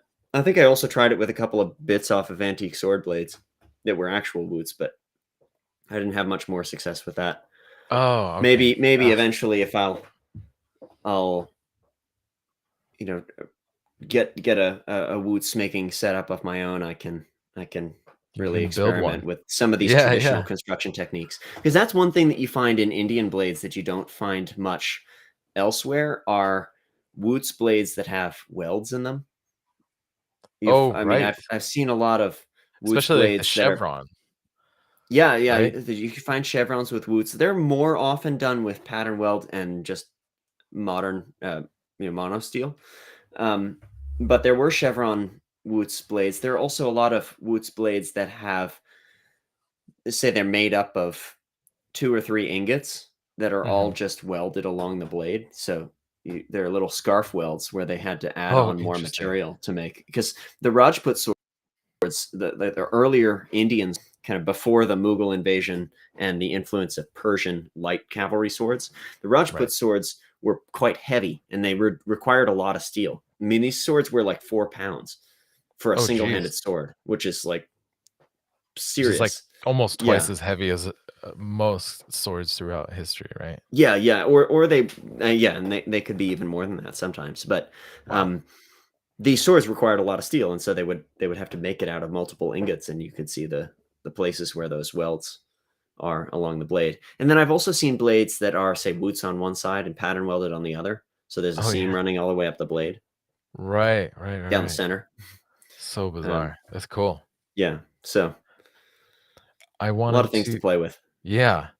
Are you planning to start diving into making woots? I would love to. It's kind of a long-term Okay, intention for me. because you got Um, that big old hammer. Oh, I've my little old 50-pound. I mean, that's better than nothing. It is better than nothing, that's for sure. It would work. Yeah, I'd love to have a summer do big billets, but yeah, yeah, yeah, the melting process is the first part to figure out. I think my hammer would be able to do it just fine. sure. Well, and you could probably go spend a couple days down at Dragon's Breath, where I think with the of course with the inspiration and assistance of Peter, Mattis started to make Woot's ingots, and Yeah, they got the hammers there. You could at least do some of the absolutely. initial work under those big hammers, and then take it back home. Yes. Yeah, that could absolutely be done, and I think Matt and I will probably meet up and do that at some point. That's awesome. Be That's so fun. great. I Yeah. wanted to show. I found I got another picture here of the knives, Oh, there you and go. to show the hollow from behind. Yep. Um, yeah. And so these was it flat steel that you welded to itself to make a cylinder? Yes. Yeah. So Wow. I Okay. did the very traditional torch welding with that one. So Oh, not okay. forge welded or anything, but yeah, I just used a gas torch. I got you. I don't even know how that works. Um, I've never used a it gas works just torch. like a have you've done TIG welding though, right? Yeah. So it's just like Oh, TIG welding, but you don't have nearly as hot heat source. So, I but it got you. works the same way. I see. And then this is some of your own practice and layout lines and stuff, right? Yes, yeah, exactly. This is a kind of so one of the things that I was trying to learn there was when I was in India was the different kinds of embellishment and different Mm, patterns that you find on blades because there's so many different kinds of patterns. yeah. And so the photo that you just showed was my kind of improvising with a particular kind of pattern that Mhm. is quite common in 19th century Rajasthani swords. It's kind of a Okay. late period Rajasthani design Yeah. that you find on swords in heavy gold or heavy silver inlay or Yeah. overlay. And so Yeah. I was just kind of practicing filling different volumes in different space with Yeah. that pattern. And That's cool. I yeah, really like it. it's important to draw a lot if you're doing engraving or any kind of surface I believe it. embellishment, leather tooling, any of that. Sure. It's important to draw and to spend a lot of time with a pen or pencil in your hand Yeah. because yeah, you're at the end of the day, the engraving, the overlay, the koftgari, it's all just execution of a design, and that design has to be sound for it to be Mm. really good quality work.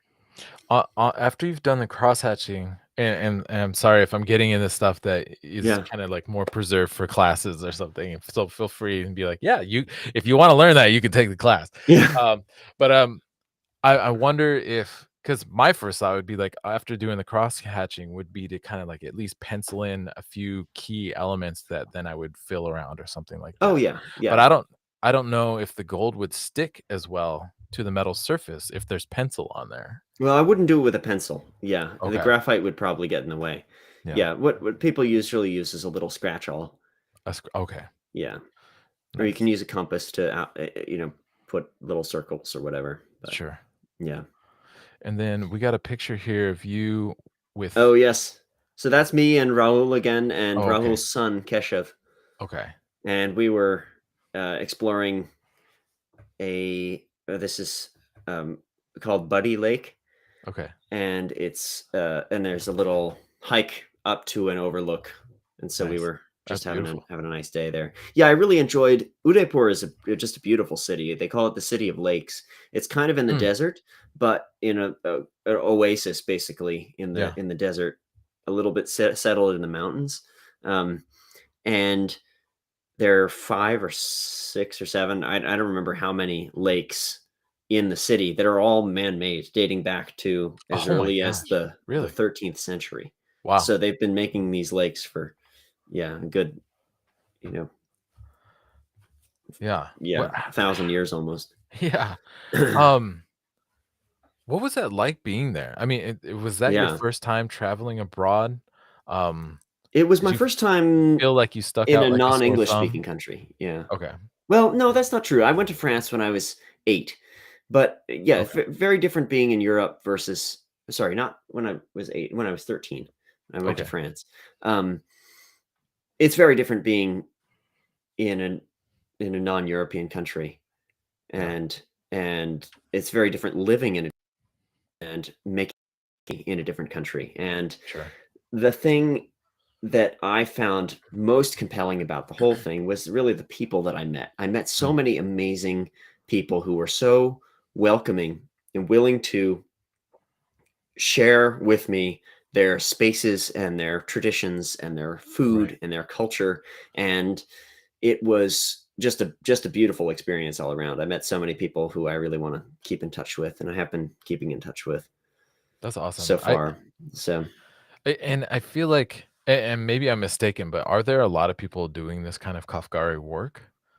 in Udaipur, there are maybe 100, That's not that many which people. is not all that many. And No. there are a few in other cities, but most of them are in Udaipur.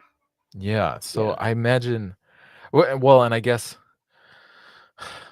well, I mean, when you reached out to these guys originally and then when you showed up, like, were they excited to share this kind of like this history and tradition with you, like you're talking about, Yes. or was there Yeah. any kind of like odd kind of like I don't know, like a trade secretivism or Yeah. about It anything or it didn't seem like with the koftgari there was much in the way of trade secrets. I mean, okay, some craftsmen are more guarded than others. Rahul and Sandeep were very open to me coming and learning from them. okay, And I did go around and visit other craftsmen, and some of them would keep aspects of their process secret. And interesting, probably less from me than because I was working with other craftsmen and they didn't want other people in India to learn their techniques. interesting. Like I think I was seen as less of a threat being an outsider, but the different craftsmen within Udaipur who were all kind of competing for the same jobs, Yeah, they were less willing to share their interesting. work. It's a hard it's a hard life being a craftsman in India right Sure. now. I mean, it's they don't have the market for handmade goods that we Mm, do in the West. I got you. And so it's the economic realities of it are very difficult.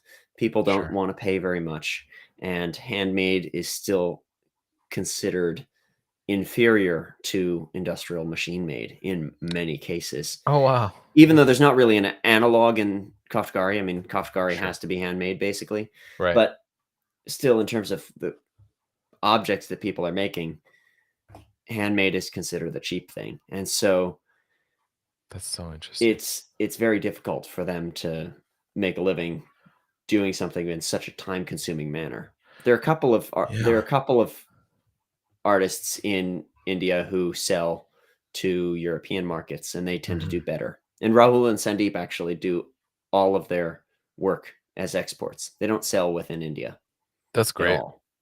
Um, 'Cause I know yeah, I mean, Jamie and Peter have used, Sandeep's work in some yes, of their builds, yes, and I know they it's have. completely justified. It's so good. It's like, Yeah, why would you like, 1, yeah, the amount of time and the to learn and develop the skill, ugh, and they just right, right, right. And it's great when makers can do that, yeah. or it's great when able to reach out to those other audiences. I met a lot of koftgari artists who don't speak English or don't use Mm, computers, and that is it makes it a lot more difficult for them to communicate to any outside world sure. because they basically have to go through any dealers who are in I see. India. There are so many middlemen in the whole process that all try to take a little bit of a cut that Just a li the yeah, yeah. final artist Right. is often kind of taken advantage of, which is a little unfortunate. Sure. Yeah, Yeah, what an interesting kind of, I guess I think juxtaposition is the right word because over here in the States at least, it seems like there's such a massive renaissance of handmade things, whatever it is, whether it's crocheted booties all the way to forged knives and woodworking and everything. absolutely. Handmade is like 100% considered far superior to anything that could be mass produced or machine made. Right, or Um, even if it's not considered superior quality, it's still worth paying a price for.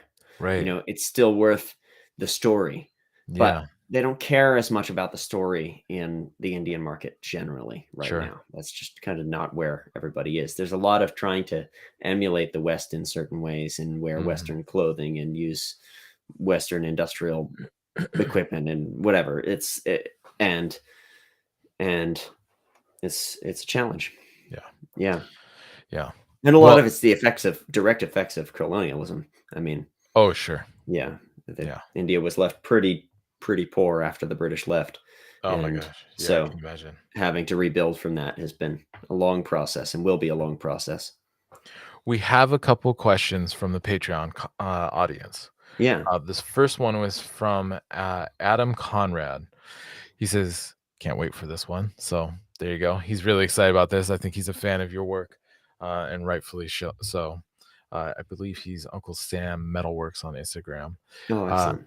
and then we have Jeroen Nippenberg, who says, "No questions, but really looking forward to this one as well." Oh, good, good, good. I didn't read these Aw. ahead, but I'm glad to share them still because, Yeah. Well, yeah, thanks, guys. everybody's pumped about your work, and I think it's, as I said at the top, I've been admiring your work for such a long time.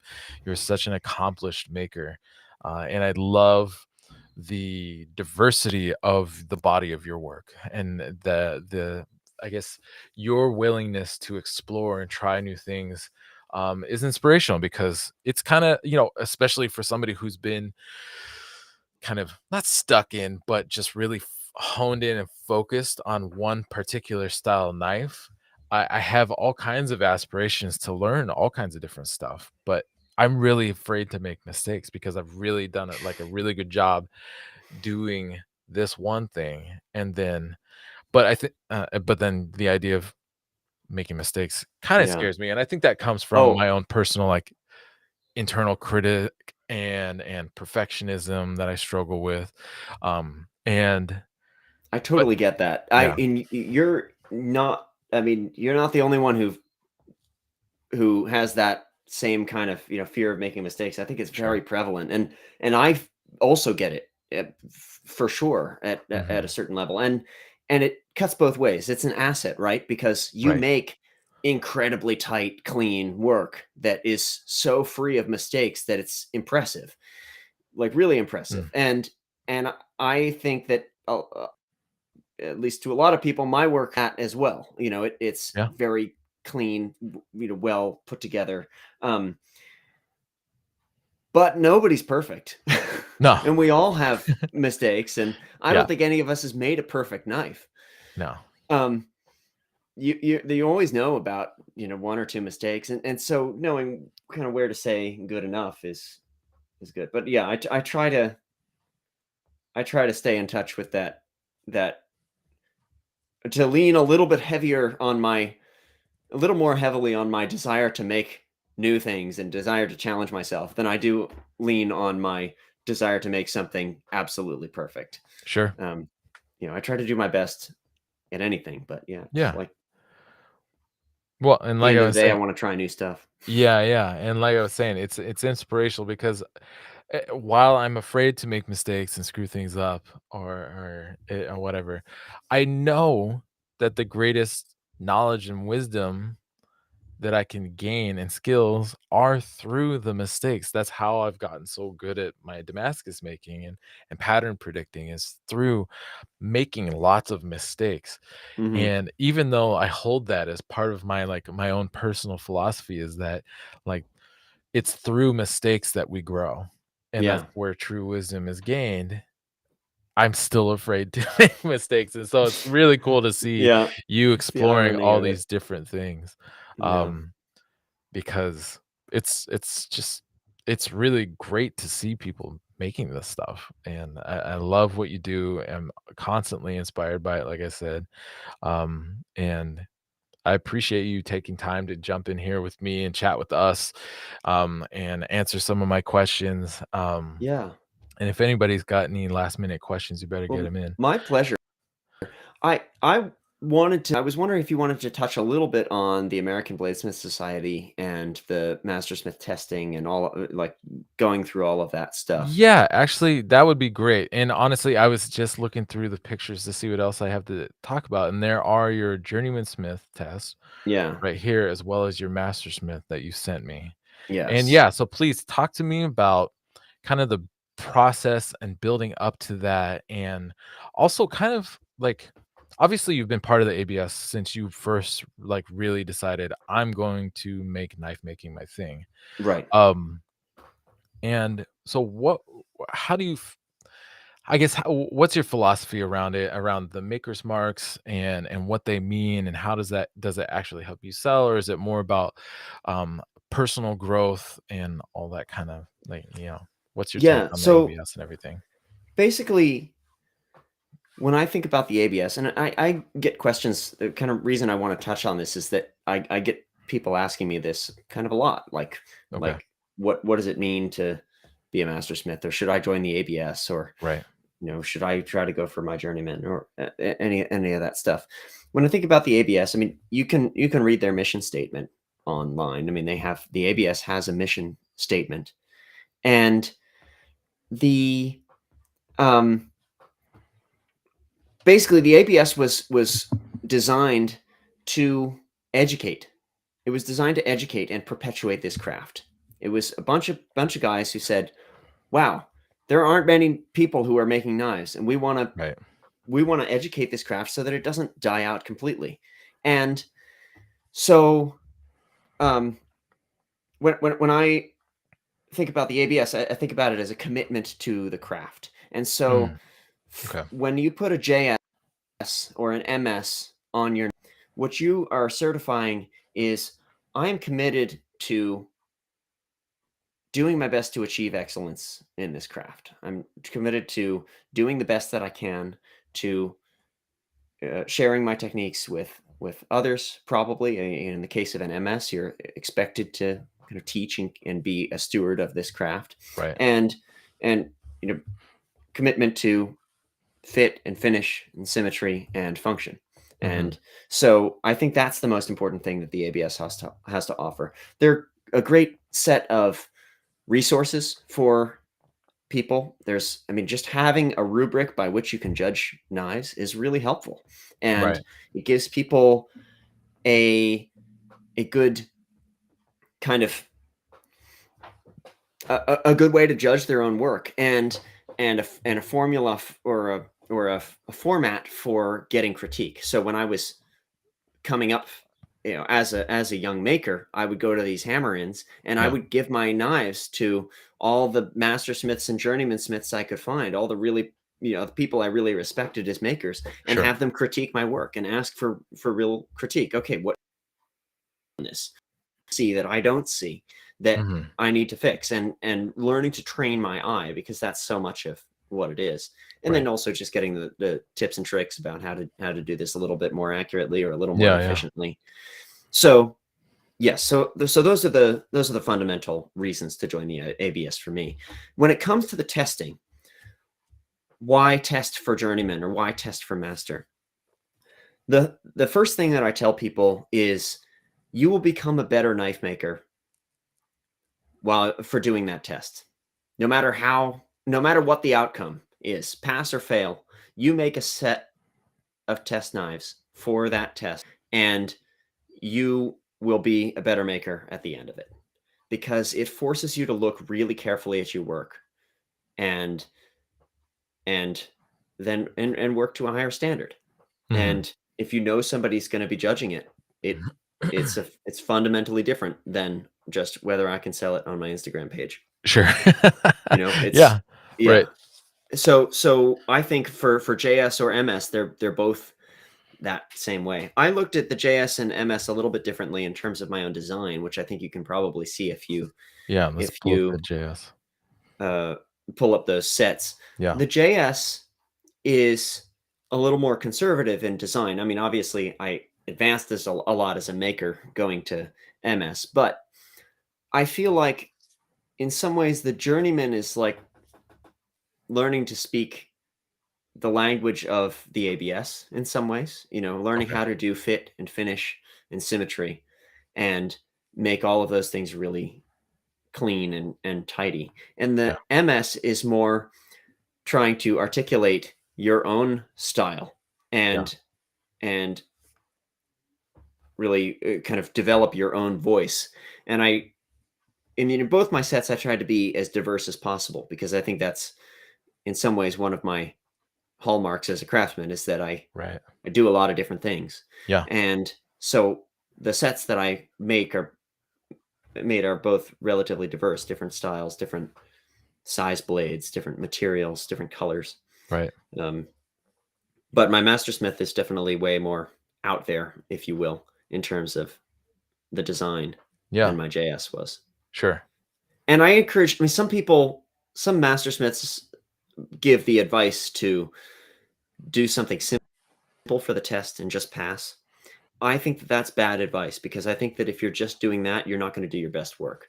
I've I heard think that it's too. I think And it's yeah, I agree. best to really challenge yourself, because I mean, obviously there's some subjectivity to this model, but for me especially, if I'm challenging myself, I'm going to put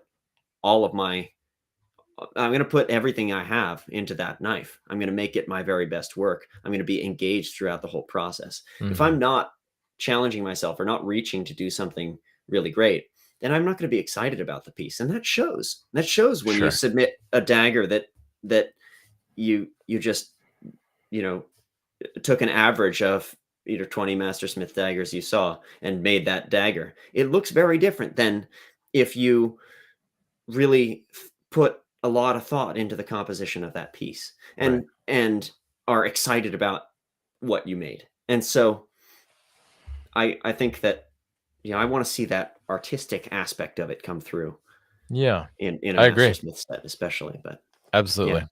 Yeah, and Anyway, I that's what I have to say about the ABS and joining. I highly encourage people to. sure. Yeah. Yeah, and I've been lately, especially talking with Jeff on the Knife Talk podcast about getting joined back in with the ABS. I don't know, I've had issues with some things I've seen or heard about the ABS, and or the way people have been treated in some ways. But Mhm. at the same time, I still think that there's really great value in an organization like that, and I always come back to the fact that you can't help influence any kind of change from the outside. And Yeah. so if I would because I still see, even though the ABS has been around for 70, no, Not quite that long, 50 yeah, years, 50 years. Sorry. Um, I still almost feel like 50. there's room for still some improvements. Oh, absolutely. The And ABS is not perfect in any way, shape, or form. sure. It's, I think, really helpful, Yeah, and I do firmly believe that putting an MS stamp on your work is a certification of, or an affirmation of your commitment to the craft. yeah, That, I think, is the important part. There's no organization that's without its own right. organizational drama and flaws and just problems of administration. I mean, Sure. these sorts of things happen. They're Yeah, all, all of the people on the board are just people, yeah, and they're not full-time employees of the sure. ABS. They're knife makers. Yeah, Administration is not necessarily their strong suit, but they take yeah, on the, trying to they take on those kind of tasks in order to keep the organization alive. And I think that, there's a beauty to that. And yeah, I would like to see it change in certain ways in the future, and I sure. hope it does. Yeah. No, and I I'll be completely honest. When I was going for Mastersmith, especially, like, I was almost a little ambivalent about putting the MS stamp on my mm, work at first, because so many makers who I really look up to are not ranked in in the ABS. sure. Like you, for instance, or Peter Johnson, Mm, or sure. Salem Straub, or they've chosen to be unaffiliated. Kevin Klein, who all making really incredible work, but are not members of the ABS. And so I was like, well, what? And so that's basically that statement of commitment is the answer that I've come to for myself I in think my that's own, great, honestly, and you that's know, it's always I work. Yeah, love talking to people over and over again and getting different people's perspective, and I think that's one of the best definitions I've heard that you've come to for yourself about it being a representation of your dedication to the craft. Um, because I've heard people be like, "Oh, it's gonna help you sell knives," or "It's gonna this, that, and the other yeah, thing," but, like, I don't know how much that matters or if you even need it to sell. Obviously, plenty of people sell knives without it. right, Um, but the I like the idea that it's a representation of your dedication to the craft, and I think, right, especially for me, this is gonna be for as long as I can do it, this is gonna be work that I'm gonna do, and I right, obviously, I share a lot already, I have over the years, and I'm gonna continue to teach and share, and so, yeah, that I think hearing your definition helps to kinda reaffirm my idea or I guess desire to want to join back up with the ABS because I actually used to be part of the ABS and then I stopped paying dues, and so yeah, I think you might have got hooked me. You got me back in. yeah, yeah, So okay, I yeah. think It looks like we got a couple of comments here. yeah, I was just looking Mike at Poor the is asking the most surprising takeaway from Indian experience. yeah, Um, I mean, I guess it's hard to put my finger on exactly one thing, but for me, really, the just experiencing the culture as a whole yeah, was, and I guess, how welcoming people were mm, to bring me into their homes and share with me their rituals and their family gatherings and family events, and the just everything about their daily life. They were so willing to share it with me, and generous about that. And that was surprising and overwhelming yeah, and wonderful all at the yeah. same time. Yeah. And then Ben Butcher of Amo Bladesmithing's got another question. He says, "Do you put your NS on all your work now, or do you reserve it for work you consider the very best?" I put it on all of my knives. I make stuff that's not knives, but Sure. I don't put it on those. Okay. If I make a pair of tongs, I'm not stamping MS on it. Okay. But yeah, I'll put it on all my What? knives. Yeah. Yeah. So when it comes to, so you do it on your knives, but would there be a style of knife that you wouldn't necessarily put it on? Like if you did kind of a No. a rougher brute to forge knife, with a wrap No, handle. it's still my work. Yep. It's still I'm still just as committed to the craft, even if I'm making something that Right. wouldn't pass the mastersmith test because of its technicalities. Sure. Yeah. I love it. And I'm still, even when I make a simpler piece that I'm charging a smaller price for, I'm still trying to make it as tightly as I can with Yeah. fit and finish and symmetry. I'm Yeah. not skimping on those in order to simpler piece. I'm simplifying the design. Right. And then our friend Patterson Blades says, "Hey Jordan, how much time did you put into your MS set?" I think I think when I didn't actually tally it all up, but I think it probably was about 6 months of full-time work. Okay. Yeah, Wow. yeah. I So, feel I mean, like I think that even Peshkabs, for instance, took yeah. 300 hours, and How okay, the dagger took the European dagger took yeah. 200. Okay. So So, I have a follow-up to that then. yeah. How do you are you just like have this internal drive and self-motivation that just keep allows you to keep pushing through 300 hours of work is a lot of work. Well, you listen to good podcasts and good music, you I see. know? Yeah, I mean, I guess so is it you get yourself into a particular mindset and you just start working or how do you No. like do you I'm sure I mean, I know I Yeah. definitely find days where I have a hard time kind of initiating the work and either because of my own fear of making mistakes again or something like that or just overthinking things. How do you find if something along those lines happens for you, how do you push through to kind of get to it and make it happen? Yeah, so the the most important thing for me Mhm. is to, and I already touched on this a little, is to have a project that's exciting to me. If the Okay. project's not exciting, then it feels like pulling teeth. It's hard. Yeah. But if the project is exciting, then that excitement can carry me through when it feels hard to get out in the shop and work on something because I Mhm. have an idea of the next step that I might be really enjoying, or I have an idea of the finished product that I'm eager to Yeah. see through to fruition. Right. On a day-to-day basis, it's not always the case that that what I'm gonna go and do is the thing that I wanna go and do. Sometimes on the, 5th day of sanding with 220 grit stones, it's like, "Okay, that's a lot of sanding with 220 grit stones. I'm ready to move to 400." You know? Right. Yeah. That's only a little bit of an exaggeration. Yeah. Um, yeah,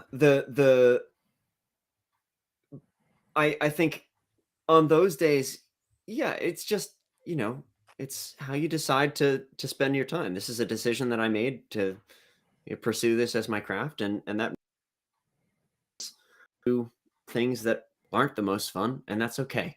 That's part of it. You know? Yeah. Yeah.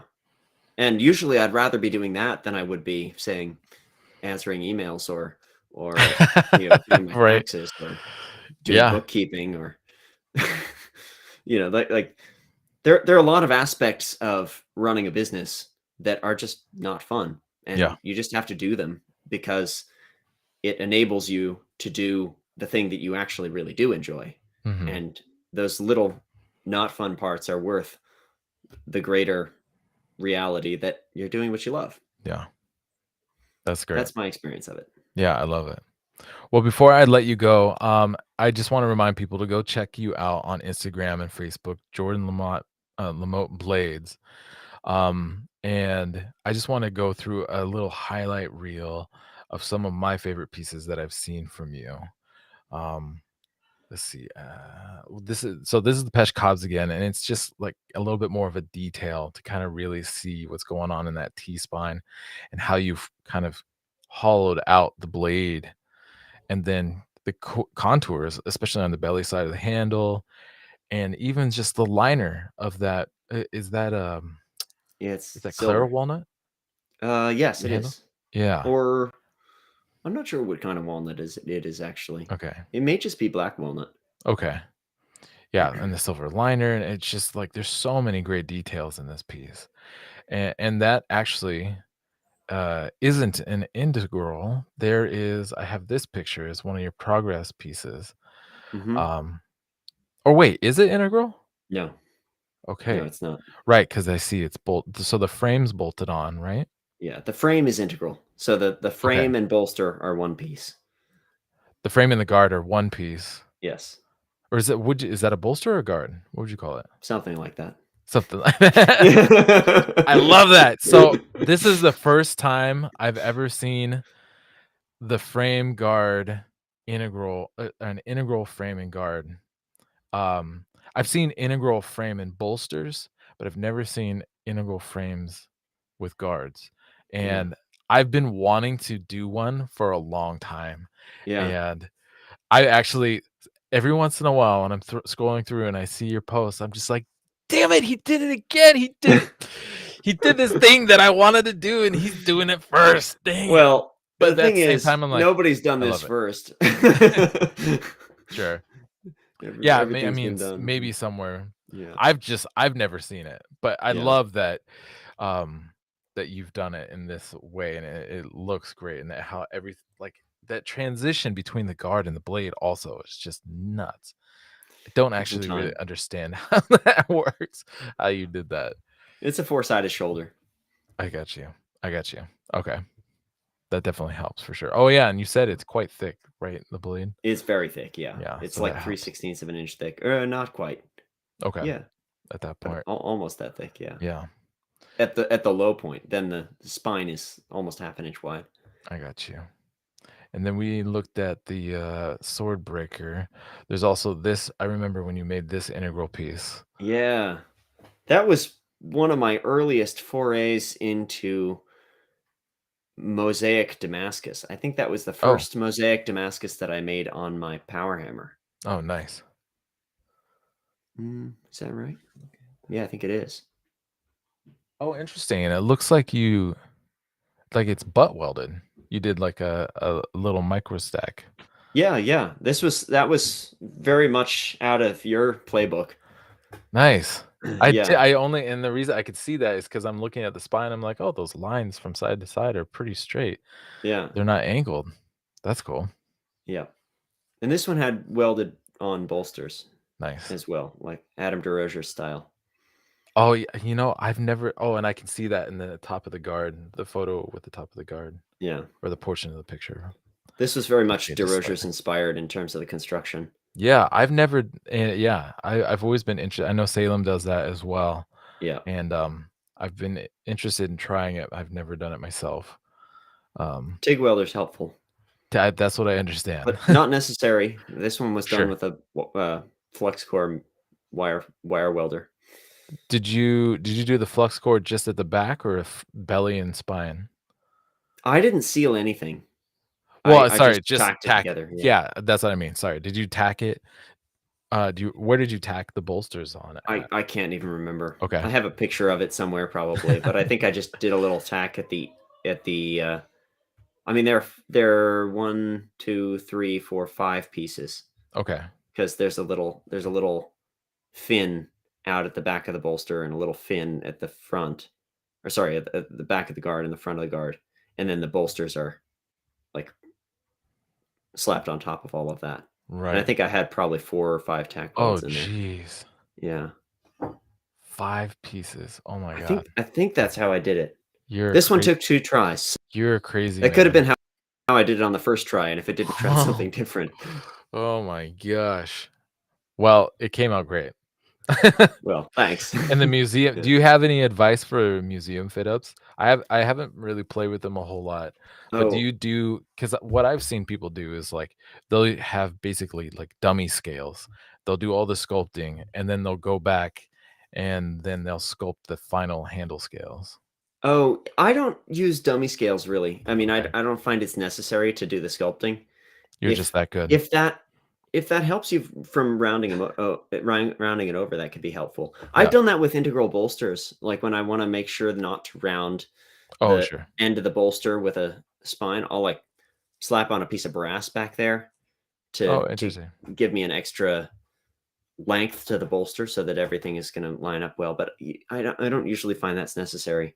Interesting. Um, That's nice. Yeah, yeah, cool. just shape the metal to shape, and then put on the wood and shape the wood just a hair bigger than the metal. Yeah, And a lot of people also mask stuff to keep from scratching up their metal surfaces or whatever. And I sure. never mask anything when I'm doing those sorts of Now you're just grinding. bragging. Well, I'm to just be joking. honest, I've tried. I've tried, and I always end up ripping it off because I can't see what I'm doing. I got you. No, It's that's so totally hard to fair. judge distance with masking tape and all the dust that gets in there and whatnot. I just like inch up on it with Yeah, a grinder and just know where your belt is. take your time. Be careful. Yeah, and use files too. Use files. When that's helpful. Yeah. These are a few I love this picture. And also, I wanna say your home shot pictures are great. Like Thank you. That makes me really happy to hear. It's tricky. I don't have a good lighting setup, well, unless and I'm it's just like, this particularly, kind of a bright, cloudy day. But yeah. No, these yeah, these look great. These look like maybe they're out on the deck, or I don't know if you have, like, a yeah, light picnic diffuser. table out Picnic front. Yeah. But the way Yeah, you've combined, and I can see how, especially, like, this, the longest blade, the yes, element inside of that is actually the same element, or looks like it's the same element that's it in the is. bottom blade as well as the smallest blade. It's Yep, just been recombined in different ways. yep, But I yeah. The like how you bottom blade and the smallest blade are actually the same bar. Oh, It's nice. really the same pattern. Yeah, I really like how there's like these different phases of one blade. It's the same pattern, but being used in different ways. Yeah, yeah. I like that a lot. That's And something that I like to do because I don't do a ton of repetition in my patterns. Like, if I make sure, a blade with one pattern, I don't usually do it the same way again, yeah, just because I like to change it up and keep it interesting. Um, it's also an interesting challenge to try to make a pattern twice. That's yes, it's also very difficult to do that it unless is. you've kept really good track of what thicknesses and when you Oh restack, yeah. and that to make it exactly is almost impossible. Every once in a But while, I will take photographs of my starting billets, and really, honestly, I should do a better job of just take, especially like the original stack. How many? Because my 1080 is an eighth of an inch, my 15 and 20 is 1/16th of an inch. But yeah, sometimes I double, triple, quintuple stack those right. different thicknesses to build up for a thicker line. Mhm. But then in the finished piece is like, is that 2 pieces or is that 4 pieces? I don't know. Right, right, right, exactly. Yeah, and then whether you when you draw it out, did you draw that to, half inch by inch and a half, or did you Right. draw it to 5/8 by inch and a quarter, like, Sure. or like what orientation did you restack it? Was it a really tall stack? Was it a wide stack? Because that'll affect the way it's distorted as well. Right. Yeah. Yeah. This next piece, when I Yes. saw it, I was like, "Damn it, I wish I'd thought of that." It's so good. I love this Yeah, one so much. It's got this, like, really cool, I mean, it looks like lightning striking, but I can also see how it could be, like, a tree branch, or it could yeah. be the roots of something. I just, but the way that bold through the middle, I was like, "That is a really good idea. That is awesome." And I'm mad that Well, I that didn't makes me think it really through at happy. first. Yeah. Well, and your braid pattern was the inspiration for that. So Right. so Right. that was cool. Well, and yeah, and that was one of my I was like, "That's the braid pattern," but I was like, "What's going on there?" And I was like, "Oh, oh, Yeah. man, I wish I had thought of that. That's so good." Yeah. And but that's part of, like, when I would do the Pattern World of Wednesdays, I would push back, and people like, "You're giving away all your secrets," and part of me is like, I'm doing this so I can see what other people take it and do with it, and that's exactly what happened with that pattern. I Right, was like, right. "That's awesome. I love that." And it, like, sends my brain down another direction that I hadn't thought of before. Yeah, yeah. Alright, well, Absolutely. All right. those are my main highlights. Everybody should definitely go check out Jordan's Instagram and Facebook. He's got so much great work on there. And actually, we do have one last question. It looks like from Bartlett Blades. Jeremy's on here asking, y you've been super busy the last couple of years with Mastersmith and going to India. Do you have any big plans coming up? And that is also that's a great question, Jeremy. That's something I usually ask. So yeah, you've done so much already. What are some if there are things you can share about, like, some upcoming coming projects that you're excited about, and then we'll let you go. Yeah, yeah. So, as I mentioned, the New England School of Metalwork bladesmithing symposium up there. That's the next big thing on my schedule. I'm also doing a lot of teaching this year. I'm teaching Yeah. down at Peters Valley School of Craft. I'm Oh, teaching nice. over at Sanborn Mills Farm. I'm teaching this weekend, starting tomorrow, at Salem Artworks in near my hometown. Oh, right. And then later on in the year, I'm planning to be at AKI, Art Knife Oh, Invitational, excellent. and Congratulations. so I had the honor of being invited as a guest this year. So Right. I'm working on some pieces for that, and Top secret that pieces. runs out my year. Yeah, I will definitely be watching with bated breath to see what you put out, and that's in October? The end of October October? 28th. Yes, Right. Yeah. yeah. So Um, that's very cool. got a full calendar. So it's Awesome. all good stuff, all That's bladesmithing good. stuff. Well, you Well, it's been a deserve it. blast to talk to you, Mareko. Absolutely. No, and the pleasure is definitely mine, and I really appreciate you taking the time and sharing everything you have with us. Really means a lot. I just want to say thank you again to everybody on the Patreon for all your awesome support. And if you go there again, you can join at the illuminated individual level, and you can join these conversations and be part of the conversation, like Bartlett Blades and Patterson Blades and Amo Bladesmithing and Mike Poor and everybody that's been in here and sharing this conversation. And with that being said, thank you one last time, Jordan, and thank everybody else as well. Everybody take care, be safe, stay sharp. Let the people you know, or not the people you know, the people you care about know it, and be well. Goodbye.